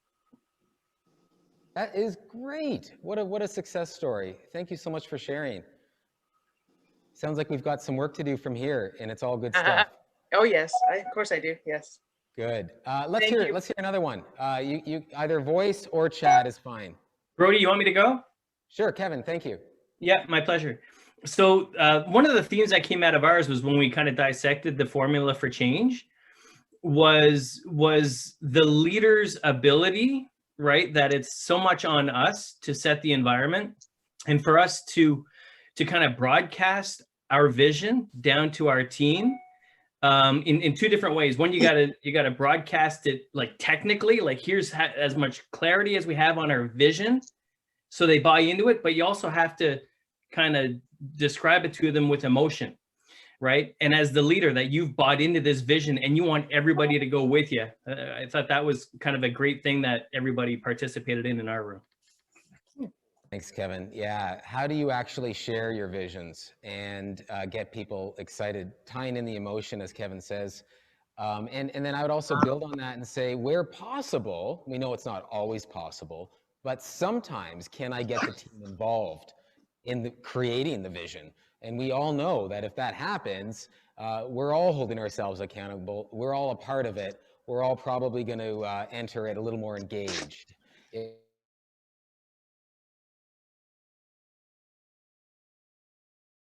Takeaways that we can hear, from anybody else in your group or in the chat that you got from that, an action plan, something you want to try and consider doing.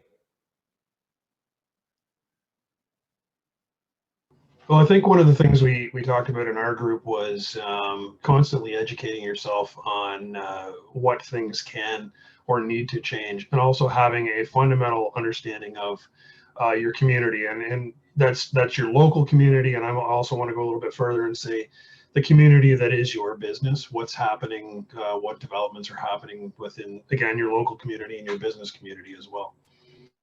That's great, Randy. Thank you. Ongoing education. And you know, a lot of us are doing that now, and we've taken advantage of that, these free courses that have been made available, or just spending more time researching, taking courses, or learning from others through all of this. And I like that the community is a part of that too. And we have that luxury of really leveraging one another to bring together that sense of community, which ties back into the social connected piece, which is resilience. Awesome. So you've got some work to do, and it's all stuff that's going to be worth doing. But before we wrap up, we've got one more thing we want to talk about here, and that's staying excited. You know, so we know that these are concepts and theories. How do I actually get them walking and actually live them, so that this isn't just like a textbook? Because we don't want that. I mean, you paid $40 to be here, right? So let's try and make this worthwhile. So how motivated are you? And one more video, I think, can really help us with that. And so in a moment, we're going to hear from Darren and Gananoque and hear his story and what he has done to help work through this, but also stay motivated and to motivate each other. And really, as Randy was saying, leverage the community to do that too. So like we've done before, let's pick out a main takeaway. Want to share it when we get back, but let's watch the video together now.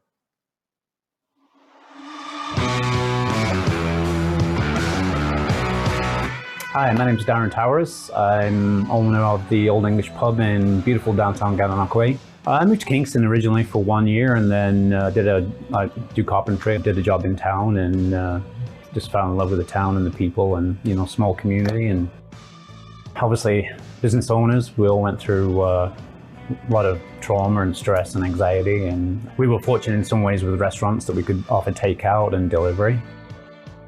And then we got allowed to do liquor sales as well, out sales, you know, for deliveries, which was another help. We got allowed to, if you didn't have a patio, we can have a temporary patio, which was a big help before we got indoor seating. But I think there was a lot of businesses worse off, you know, the ones that, you know, hair salon and places like that couldn't do anything. But the restaurant business, every business went through a lot, every business.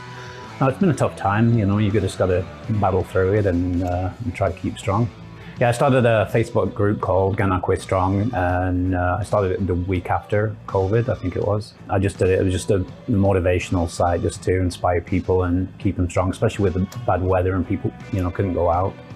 And it was just like a hope kind of thing, and you know. So I raised some money through selling T-shirts and bracelets and stuff, and bought, you know, gift certificates from different businesses every week, and just did raffles every week with customers on the weekend. Kind of give back a little bit to the other businesses in town.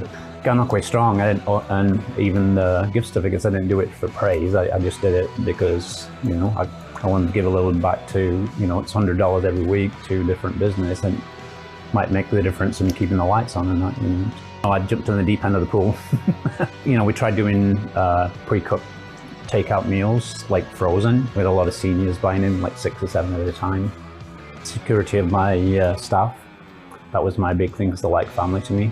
I have 3 chefs, 3 line cooks, and a dishwasher in the kitchen, and I have 7 or 8 servers. It's a lot for a small place, but we make everything from scratch, so we need extra kitchen staff, so we're not buying anything in. The main thing is just keeping strong, I think, and just being positive, and you know, it's tough. Try your hardest, try not to give up. There's only one way to go, and that's up.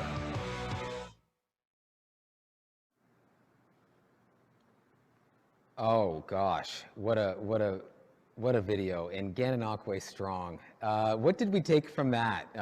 We've got questions about chocolate martinis coming in, but let's take it back for a second and think about what was the real message here that inspired you and stuck with you? Feel free now to chat in a message that you took away from that. The relationship between a small business and a community, that's great. Connecting the community again, back to our community, empowering people, Gananoque Strong. How many of us are going to go look for that now on Facebook and the internet? His attitude, absolutely. What an inspiring attitude. Because I kept hearing, I wrote it down, there were a big help Darren was saying it was a big help when this happened, a big help when that happened. A lot of us might have looked at that as not a help at all, but we're finding opportunities here like the sturgeon. So really a big there, and supporting others. And it's not just about me, it's supporting others during this difficult time. Thanks, Siobhan. So that's absolutely what it's about. So let's make it real here. And I think a lot of this goes back to thinking with the right attitude and what our expectations are. I love this quote because you see the difference between the pessimist versus the optimist, and how you actually, what's your outlook on life. And maybe some of this goes back to expectations. So the other day, we had our leaf pickup on Bethune Street in Brockville. And I always store all my leaf bags in the garage. We get a lot of leaves, about 120 bags or so a season. So we're at 55 for the takeout. And I got 5 only at the end of the driveway. The morning they're supposed to be picked up because, you know, I don't want to leave them all out because they get wet and stuff like that. And it was raining that day, and we drive out the end of the driveway, and those 5 bags that I had left at the end of the driveway to make it easier, they were all torn open and they were dumped, and the leaves were all over the end of the driveway.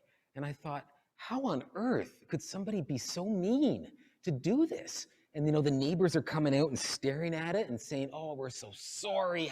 Look at this is awful. And I'm thinking, is this a targeted attack? Like, did we offend somebody? What's going on? And we're driving the kids to school. Stacy's going to work. I'm working at home. I'm going to be the one who has to pick this stuff up. So I'm not too happy about this. I was falling into the victim vortex. So Stacy, you know, calm as ever, says, look, this is a huge opportunity. You get to go out and clean up a mess that will help your family. And because it's raining, you get to see what that's like, because I have heard that when you pick up leaves when they're wet, it's easier to bag them. And, you know, so we got out, we moved them, and we got out, and I came home, and I'm raking, and sure enough, she's right. In fact, the leaves, it took me half the time to get them in the bags because they were wet. So I never would have looked at it that way. But that goes back to this quote, and that goes back to this mindset, and it's that constant reminder, I think, that we need to consider when we're doing this, which goes back to your own expectations. So I think sometimes our expectations are just out there, and we can't grab onto them and say, that's what they are, and they're exactly where they need to be. So I encourage you to think about what you expect of yourself, what you expect of others. Are you good with that once you figure it out? Is it too high, the expectation? Is it too low? You know, in this case, my expectation was too high of strangers walking down the street. Do you need to adjust that expectation? And then wherever you land, especially when it comes to your business, we need to go tell the world, this is our expectation. And by the way, world, we want to hear your expectation too, so that we can actually have a chance at meeting it. Because how are we going to try and serve you to the way you want to be served if I don't know what your expectation is? So that's not a conversation to have at the end. That's a conversation to have at the beginning, so that I actually have a chance to deliver on it. It's super exciting. By the way, you really recommend raking up wet leaves. It's pretty cool. So we got one more poll to consider as we work through this on staying motivated. Here are 4 thoughts. Carol, if we could launch the poll again, that would be great. These 4 thoughts go back to you, and I encourage you to think about a current goal or one maybe you want to implement after this very program, and answer these questions to yourself. You should be able to answer multiple choice. I'll give you a moment to do it. We'll come back and hear your thoughts in a second.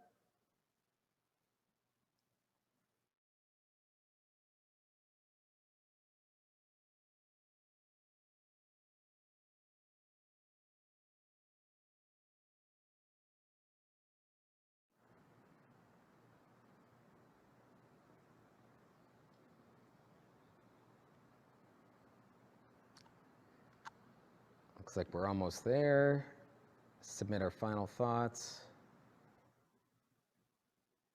I'm really curious about these results to see where we're at.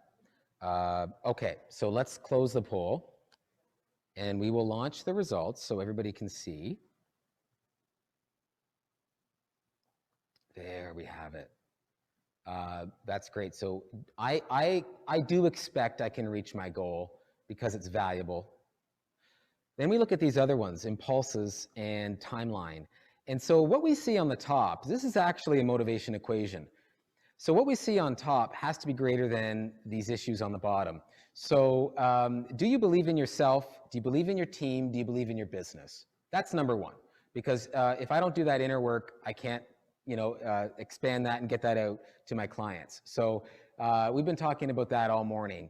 Is it valuable? Well, I would hope so. So do you see value in it? Is there a reward for you? Have you specifically defined that reward, not just for yourself, for your team? Because I need to see it. I need to actually see it. Sometimes this goes back to knowing our individual motivators. What actually drives you and what drives the people that work with you?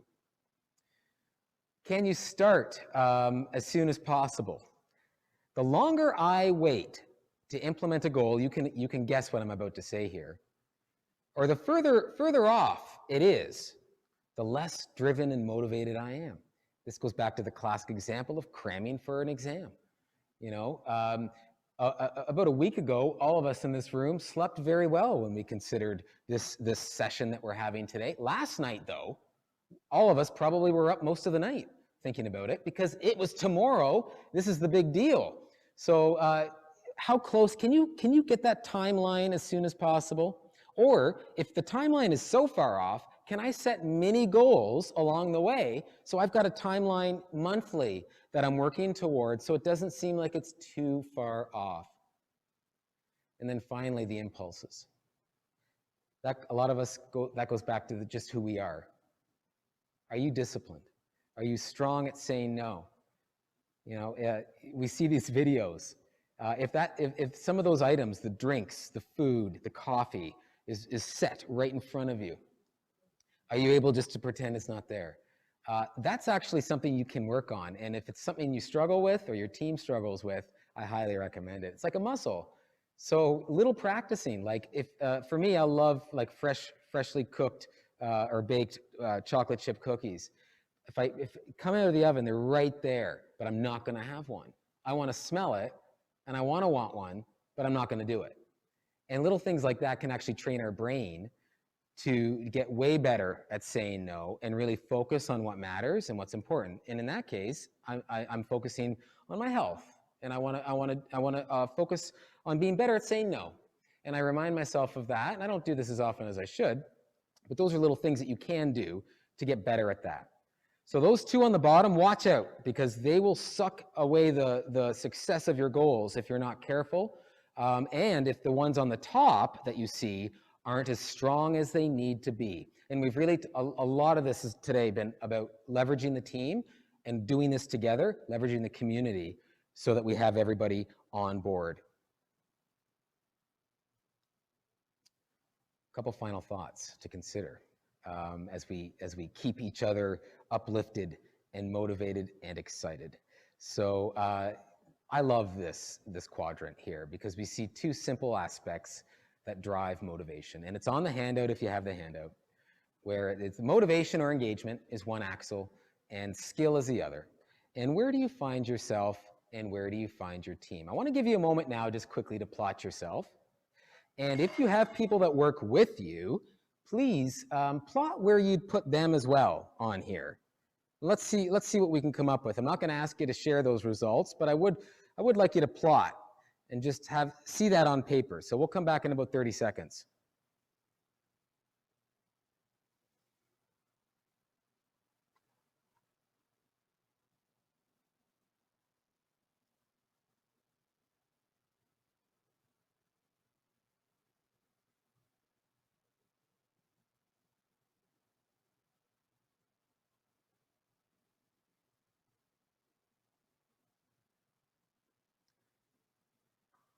Okay, as we are wrapping up, did that land where you wanted it to land? Are you plotted in the right spot? Is your team plotted in the right spot? What can I do to get people over into the blue? So I think that's something that I really need to be thinking about. We've already talked about ongoing learning and how that can help us grow as leaders through change. That's the skill piece, and that's something that we need to constantly be aware of for ourselves and our teams.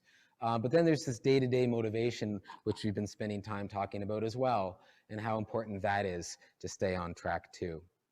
So yes, the word no needs to be validated and used. We've heard from Steph and Karen, and there's been a bit of a conversation there too, which I think is very important to consider. Saying no at times, and that can help us and others stay motivated as well. We do this really well. We plot ourselves in the right spot here, and I think during a time of upheaval and change and turbulence, it's important to think about this. I love this curve, and I talk about it a lot. The pressure performance curve, it's often called. Here, I'm calling it the change performance curve, because change does raise pressure depending on where we're at in that spectrum. But you can see if things are really boring, like it's snowing all the time, my attention and interest is simply much lower because it's not exciting anymore, and I'm not stimulated. I want to feel like I'm getting something stimulating, learning something new, which is why the skill piece is so critical here. But if things are too stressful and I'm way over here on the high end, well, that's also going to impair my performance because I'm overwhelmed right now and I don't know what to do. Where are you on this right now? Can you plot yourself on that curve? I think that's important to know. And then when does this happen? Can we figure out exactly what causes that pressure as we go through the change? Sometimes it's seasonal for a lot of us. We experience this during very, very busy times in our businesses, but when things are quiet, less so. But then do they get too quiet and I'm going to lose some of my focus and lose some of my attention and motivation? So really then, I need to be aware of when this is happening so that I can focus on sticking in the middle as much as I possibly can for that optimal performance and that optimal level of engagement to get the performance that I want. Very, very important. And this is great to hand out to people that you work with.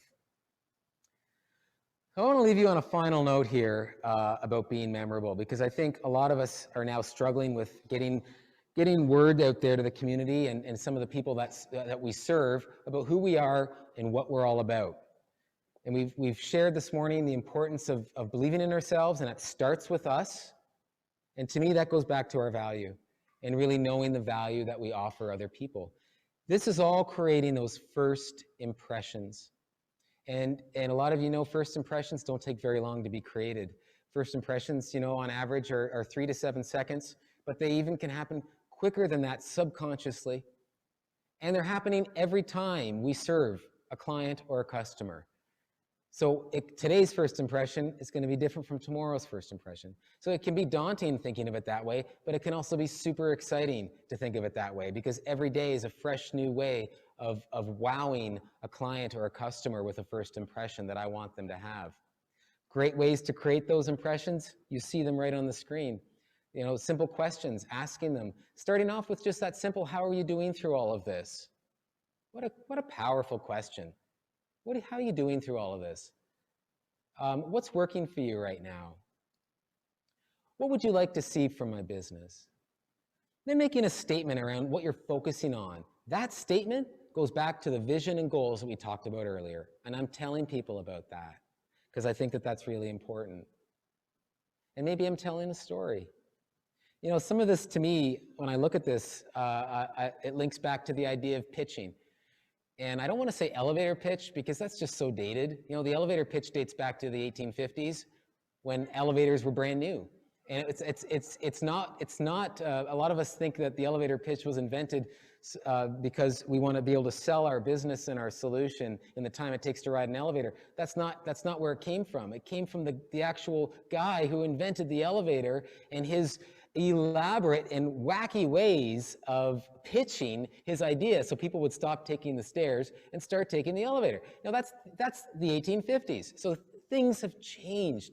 There are much better ways to get people engaged. And you know, the idea for me, pitching, throwing something at someone, they have to catch it, that's just passé. And we know there's softer approaches and things like what you see here. This is about inviting another person into a conversation with you about what you can offer them. That's all this is. Inviting another person to have a conversation with you about what you can offer them. And you have a lot to offer. And I think it's really important to think about that. And if I can't see people live, I'm taking advantage of social media. We have a couple people on this meeting that are really well educated when it comes to social media. I am not, but I can tell you this much. I know that leveraging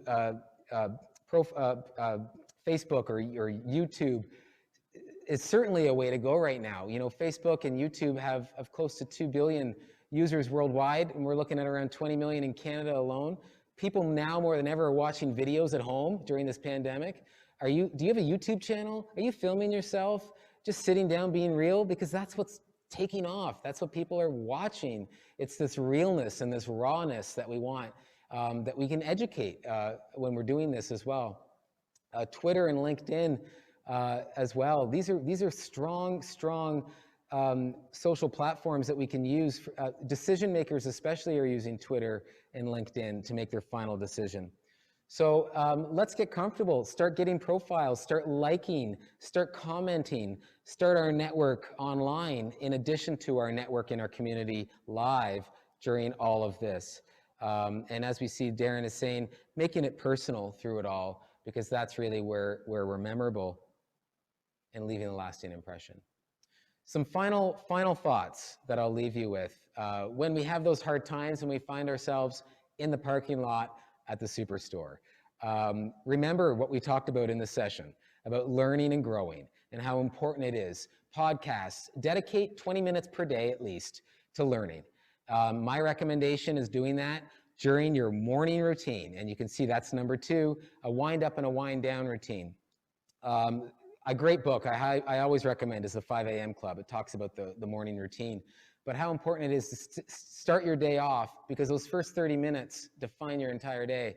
So doing a little bit of learning within those first 30 minutes, focusing on that wheel that we talked about and those areas that matter to you, whatever they are, can really help you with your self-confidence and how you believe in yourself throughout the rest of your day. And I think that would really help. So I'm going to wake up early. I'm going to learn. I'm going to focus on what matters. And I'm going to always have that opportunity to think like a sturgeon, looking at serving other people instead of just being locked up in my safe little zone. Because as we already talked about, it's not just about that. We need to get comfortable being uncomfortable too. And then finally, it's the gratitude and finding joy in what you already have. I highly recommend the wind down routine, having a gratitude journal and writing in that just before you go to bed, because that could be what you dream about and have those amazing visions about and can create memorable experiences with your customers throughout all of this. So I'll leave you with that note and remembering this very important equation: slow down the thoughts, focus on what matters so that we can get the results that we need. Thank you so much for being a part of this session, talking about everything from fish to coffee with me. I'm going to now throw it back over to Jeanette and Wendy. We've got a few exciting things to wrap it all up. So thank you so much for this opportunity. Brody, don't go away. You're here. Not too close. Oh, of course not. Of course not. How long have you been back in Brockville? 6 years. 6 years.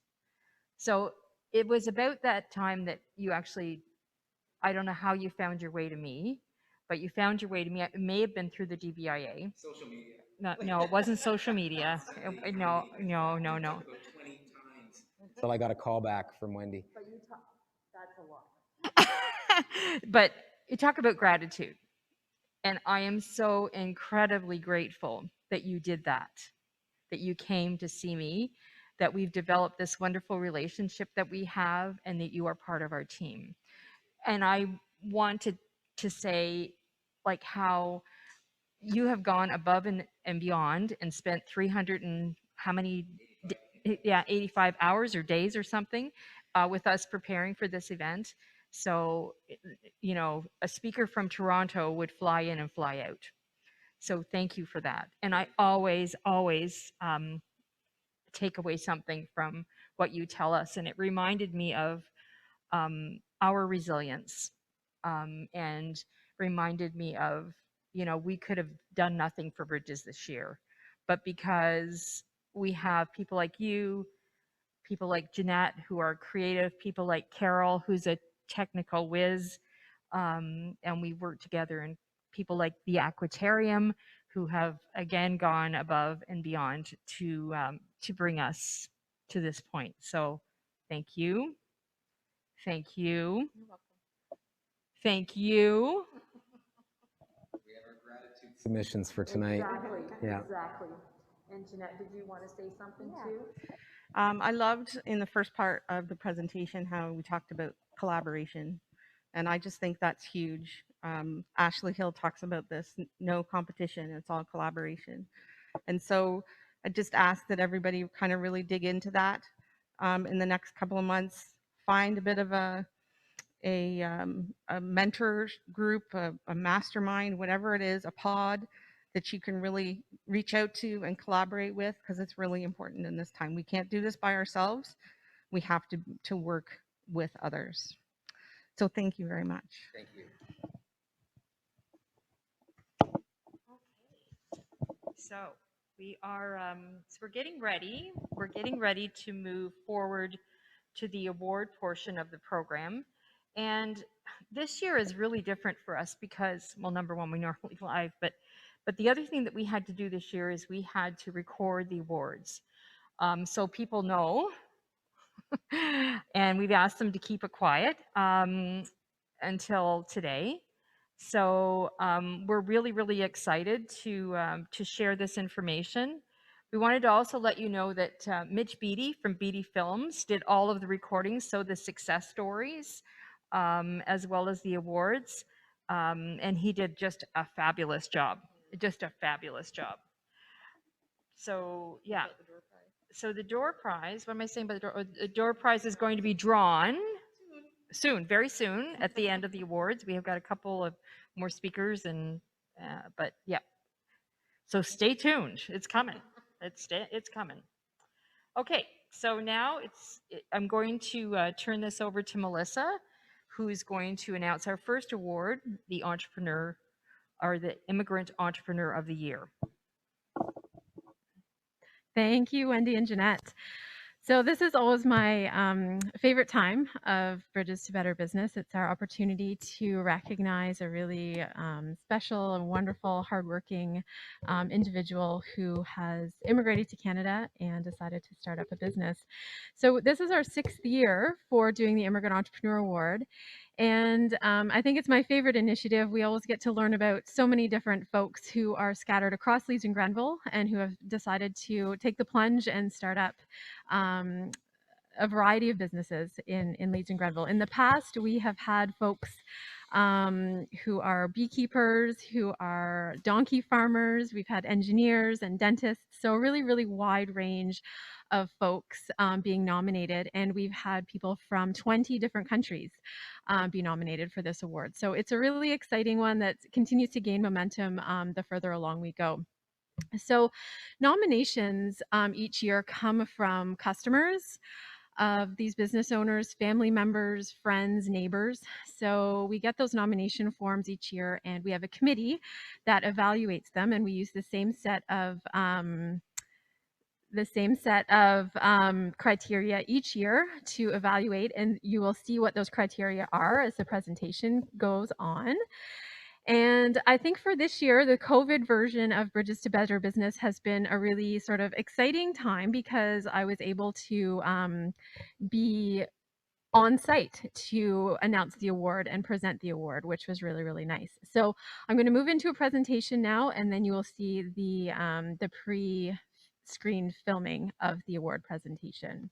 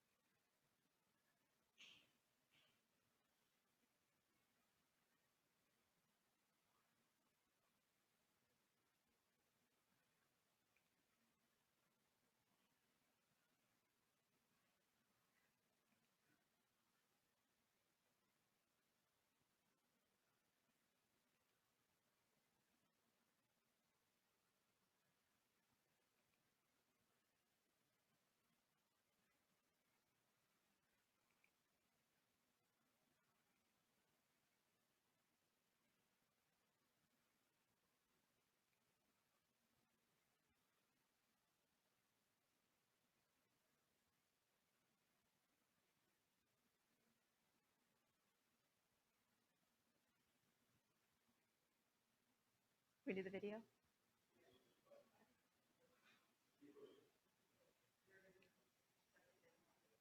My name's Melissa Francis, and I'm the program manager for the St. Lawrence Rideau Immigration Partnership. And I'm here at the Thousand Islands B&B to present our 6th annual Immigrant Entrepreneur Award.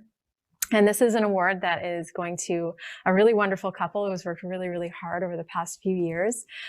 We've been doing this award for the past 6 years, and the purpose is to recognize the special efforts that immigrant entrepreneurs put into their businesses to make them successful across the county. So we have this award. I'm going to present the plaque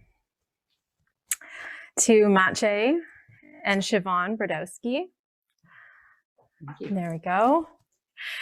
And they've been working on this business for the past few years. Maciej is originally from Poland, and he chose to leave Poland when he was younger and came to Canada a little while later as a refugee after living in England and Sweden and a number of other countries.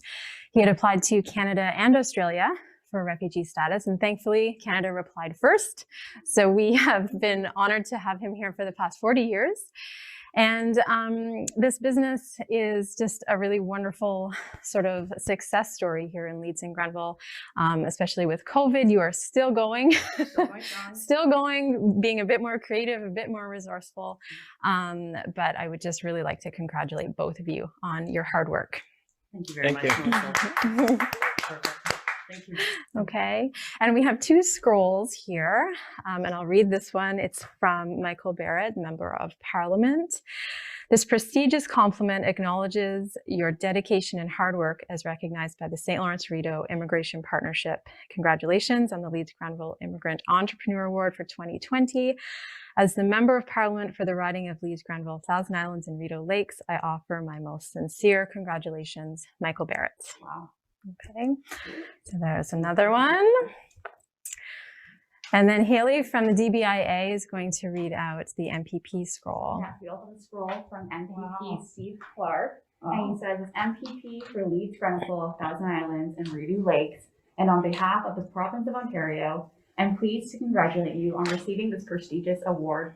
Your important contributions have earned you the respect and gratitude of your community, and it is most appropriate that they have honored you in this way. Oh, thank you very much.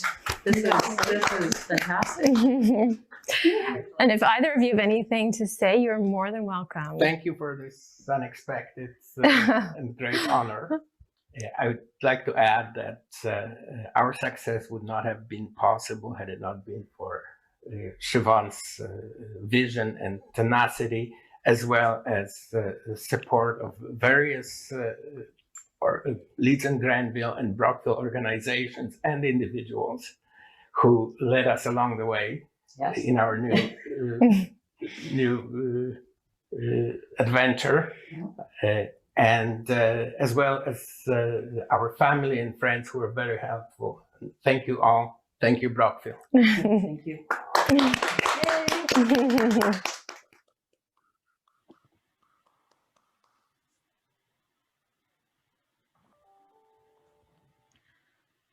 All right, well, thank you so much for viewing that and being part of the award. Congratulations to Maciej and Siobhan. Great work over the past few years, and we're really, really happy that you came out as the winners this year. So congratulations. Thanks, Melissa. Congratulations, Maciej and Siobhan. You've worked really hard, and it's great that you've been recognized for that.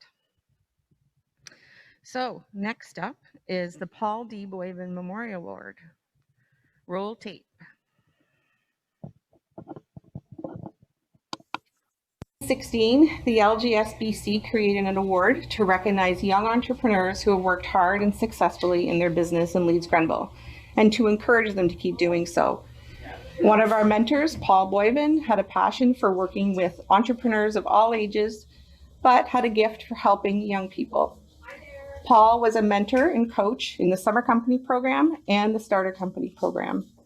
He passed away in June of 2017, and that year we renamed the Young Entrepreneur Award to the Paul D. Boyven Memorial Award. There's not a week that goes by that we don't use one of his principles or concepts. This year's award recipient is tenacious, loyal, enthusiastic, and motivated. She is a serial entrepreneur who is always looking for good ideas and wants to make things happen. She is a self-improvement junkie who reads, listens to podcasts, and practices any good habits that she can to constantly push herself to be a better person, leader, and business owner. This Kemptville native began her career as a certified athletic therapist and registered kinesiologist. After graduation, she worked as a therapist for Kemptville Physiotherapy for 3 years and also worked with various athletic teams, including Carleton University Ravens football and local Kemptville schools and athletic groups. In 2015, she decided to do some traveling and exploring different opportunities, as she knew she wanted to do more. In the end, her travels led her to Brockville, securing financing and purchasing Podium Sports Therapy Clinic in December of 2015. In 2016, Ashley started to work with us at the Leeds Grenville Small Business Center and was accepted into the Starter Company program.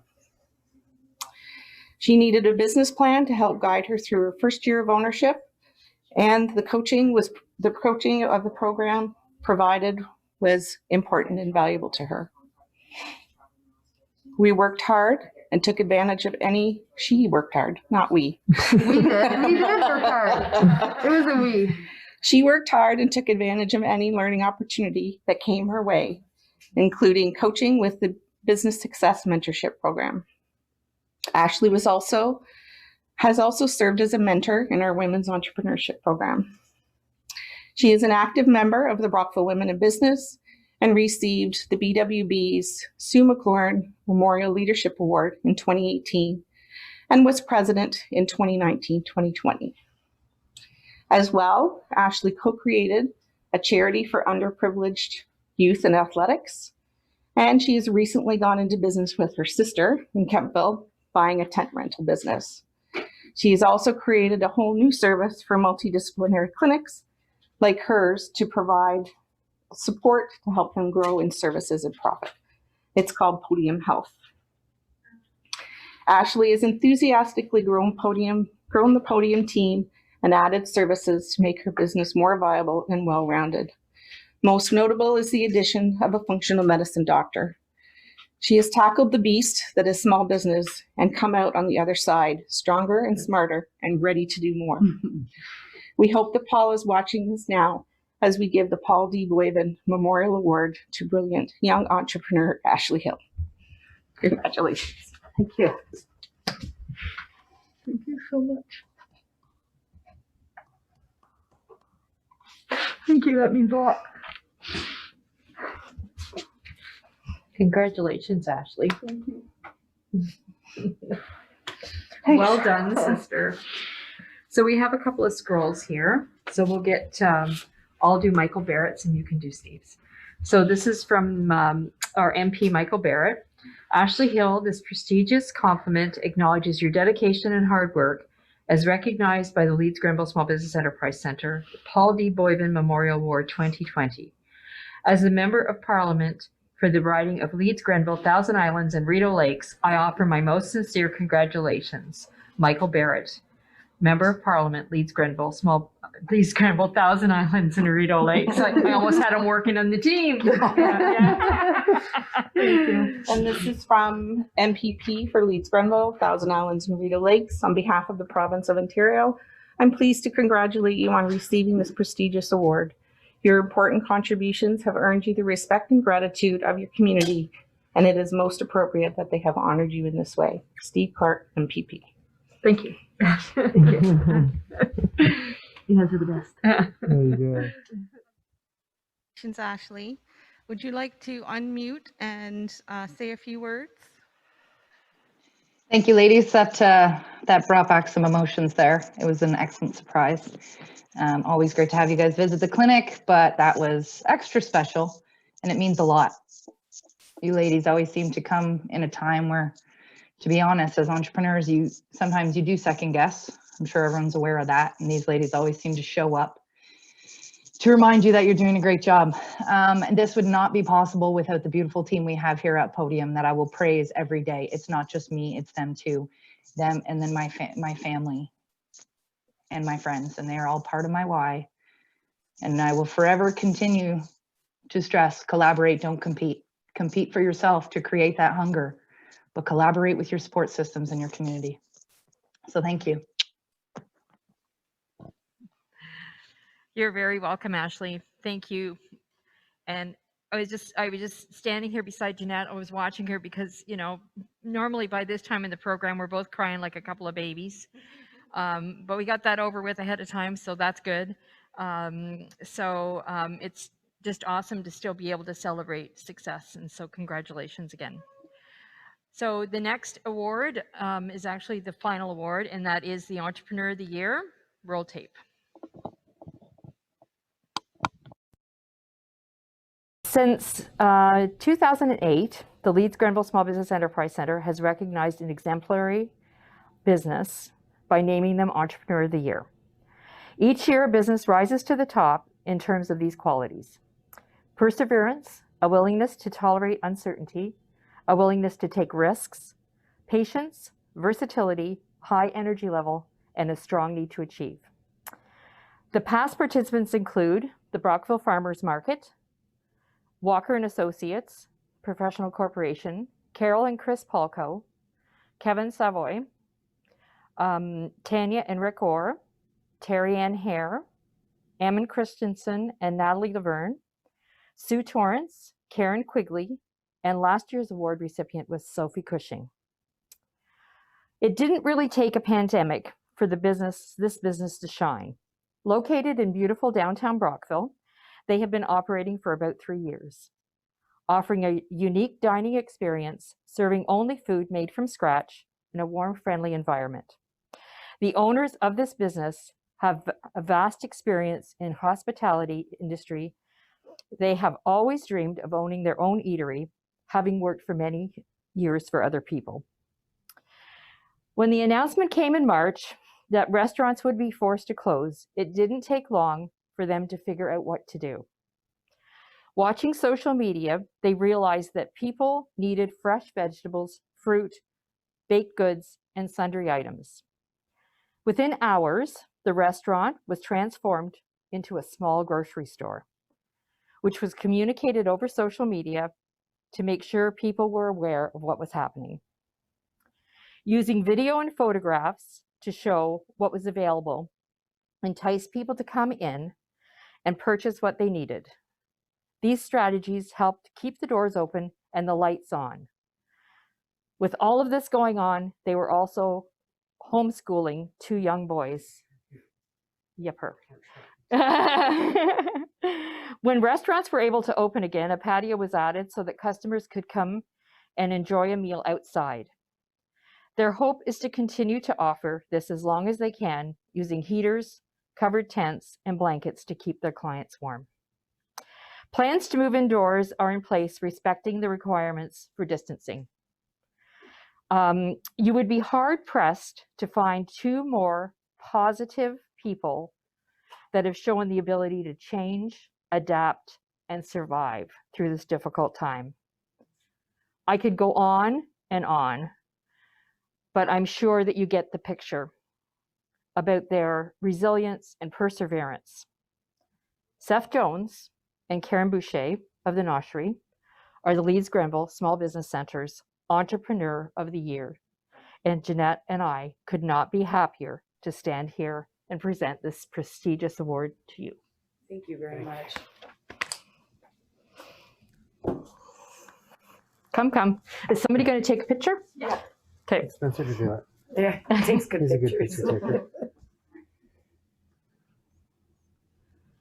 Okay, 1, 2, 3. I guess you can't smile. So. I don't have to. You can see it in your eyes. There you go. We also have a couple of scrolls from MPP Sue Clark and MP Michael Darren. Oh, wow. Thank you very much. Wow. So this one is from MP Steve Clark. I can never open these. They're like trick open magic. Okay, Just like that. We'll do the federal one first. This prestigious compliment acknowledges your dedication and hard work as recognized by the Leeds Grenville Small Business Enterprise Center Entrepreneur of the Year 2020. As Member of Parliament for the riding of Leeds Grenville, Thousand Islands and Rideau Lakes, I offer my most sincere congratulations, Michael Barrett, Member of Parliament. And on behalf of Steve Clark, 2020 Entrepreneur of the Year Award, Steph Jones and Karen Boucher, the Noshery, as MPP for Leeds Grenville, Thousand Islands and Rideau Lakes. And on behalf of the province of Ontario, I'm pleased to congratulate you on receiving this prestigious award. Your important contributions have earned you the respect and gratitude of your community, and it is most appropriate that they have honored you in this way. Thank you very much. Thank you so much.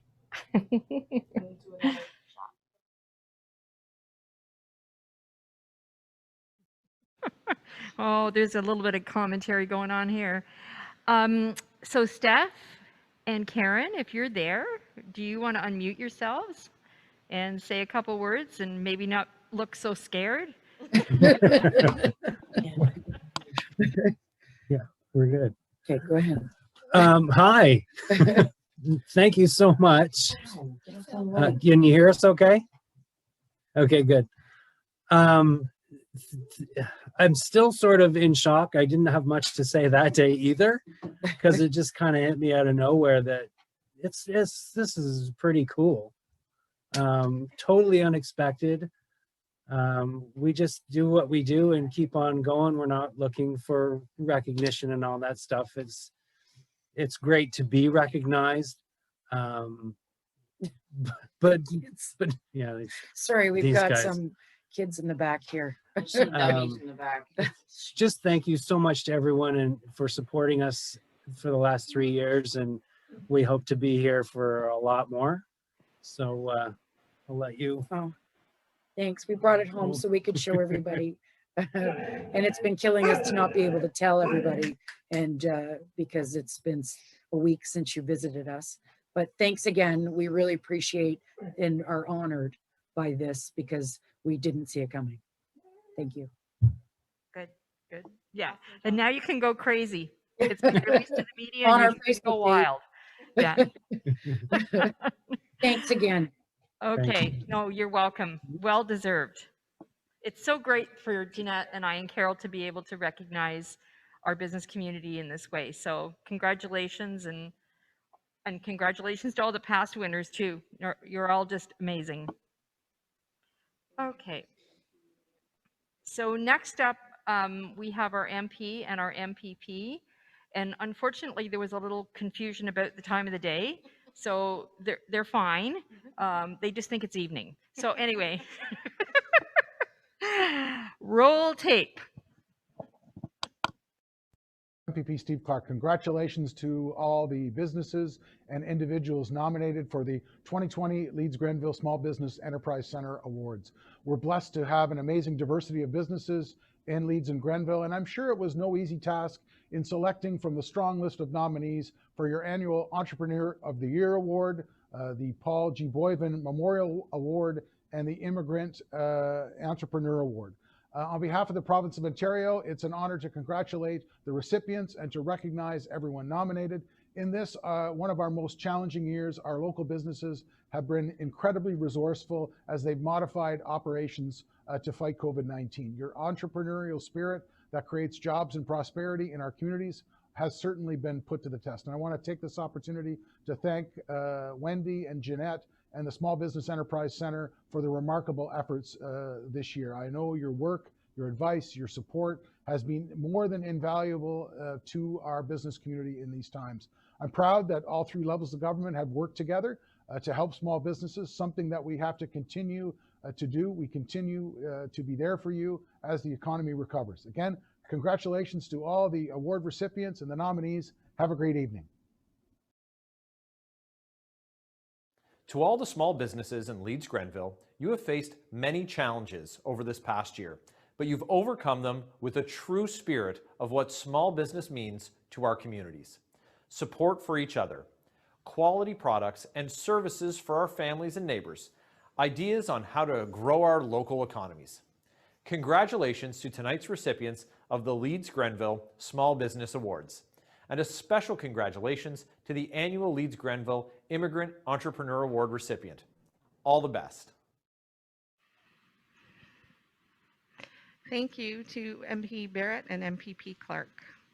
At this time, FedDev Ontario is going to speak.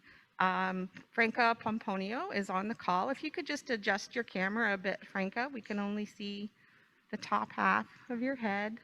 There you go. Awesome. Welcome, Franca. And we hope that you've had a great morning and learned a lot about Leeds and Grenville this morning. And I'll let you say a few words. Yes, thank you so much, Jennifer and Wendy, and hello everyone. And I'm blown away by the event today. Just so useful, really valuable information, and the presenters, but your venue and your videos and the award ceremony, how enjoyable has that been? What a great event. So congratulations to all the recipients, but congratulations to everyone here today on a really great event. And thank you so much for allowing me a few minutes to say a few words on behalf of the Federal Economic Development Agency for Southern Ontario. It's been a difficult year for everyone, but we know that small businesses continue to face economic hardship and uncertainty resulting from the effects of the coronavirus pandemic. We also know, though, and we've recognized for a long time, that small businesses play a key part of our economy. They invest in our communities, transform new ideas into market-ready products and services, and then unlock economic opportunities that create jobs. So we all know the stats, 1.2 million SMEs, led by 863,000 entrepreneurs that make up 98% of all business operations in Canada, that employ over 70% of the total labor force in the private sector and contribute 52% to our gross domestic product. But I really feel like this past year with COVID-19, it's really emphasized just how important small businesses are, not just to the economy, the larger economy of Canada, but of course to their communities. And in the midst of this difficult time, we've seen today as well, they continue to show remarkable resilience.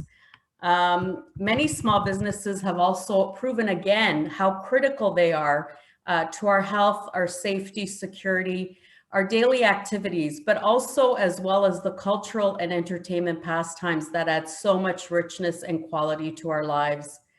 So I'm honored to be here today because I'd like to again recognize your contribution, your agility, perseverance, your hard work, determination, and ambition, especially at this really difficult time. I also wanted to reiterate what the Government of Canada has been doing for Canadians and businesses during this time. So since March 2020, the government has rolled out a number of programs to support businesses as part of the COVID-19 Economic Response Plan. So they can all be found at www.canada.ca. And if you haven't already, but if you have also already, I encourage you to keep visiting that periodically to get more information and to get the updates.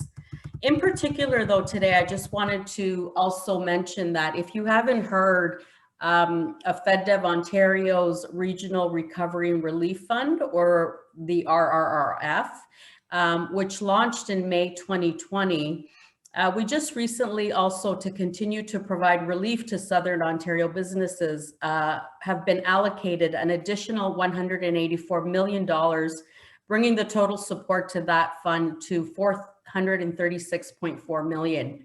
So the investments we have made since its inception just 4 months ago are expected to support nearly 26,000 businesses and organizations, maintain 43,000 jobs, and help businesses cover operating costs and prepare for a more stable future. So for those of you who aren't familiar with the agency, I just wanted to let you know Our mandate is to strengthen the economic capacity for innovation, entrepreneurship, collaboration, and promote the development of a strong and diversified Southern Ontario economy. I work with Small Business Services. That's a section of the agency that serves all of Ontario, by the way.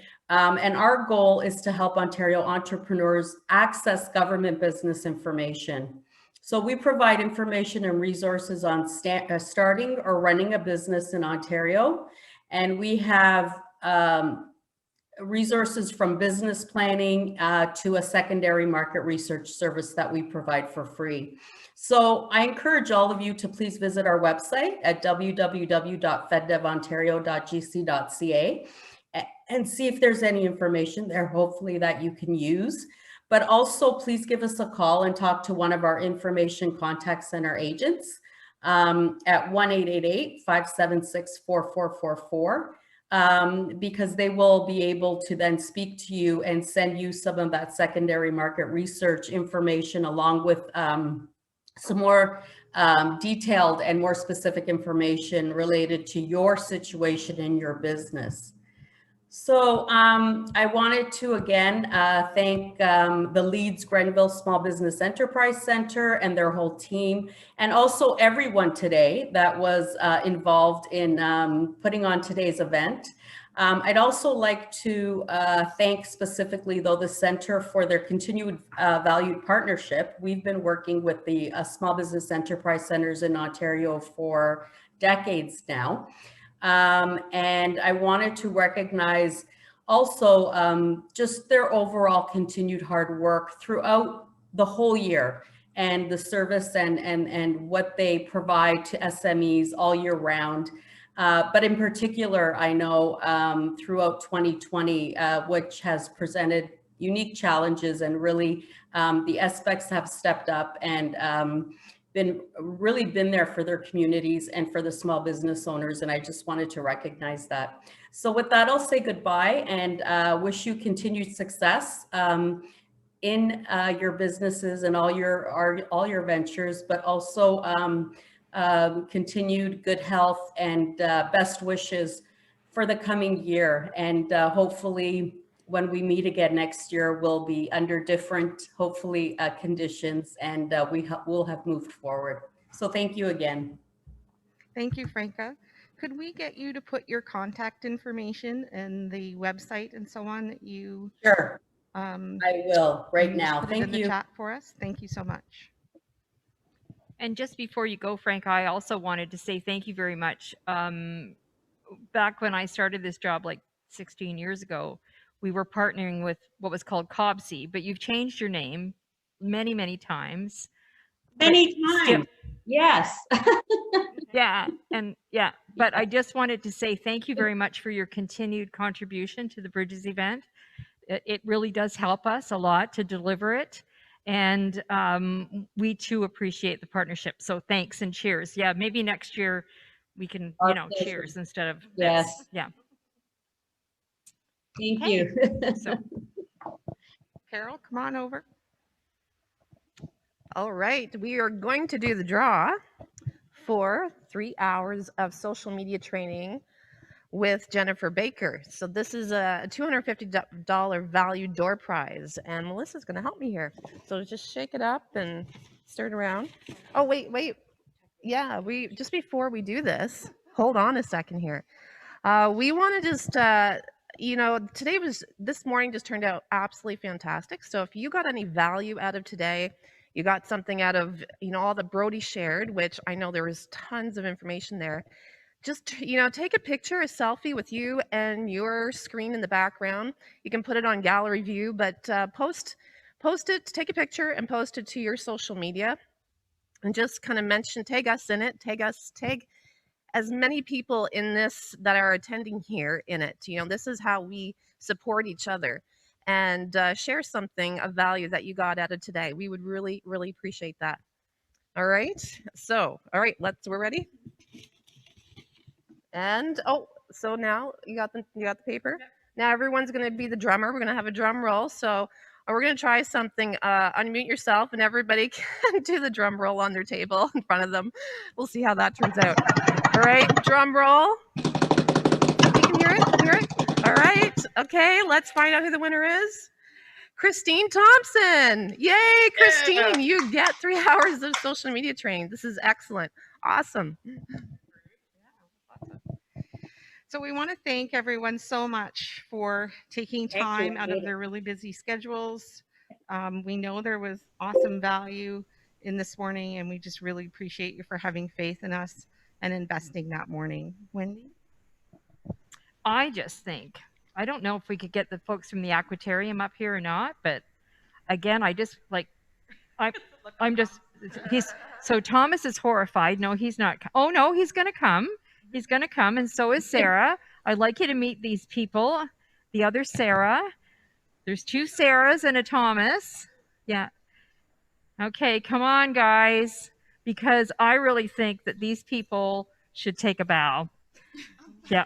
Yeah. You guys have been amazing. So thank you. Enjoy the rest of your day. And thank you for being with us this morning. So cheers. Bye.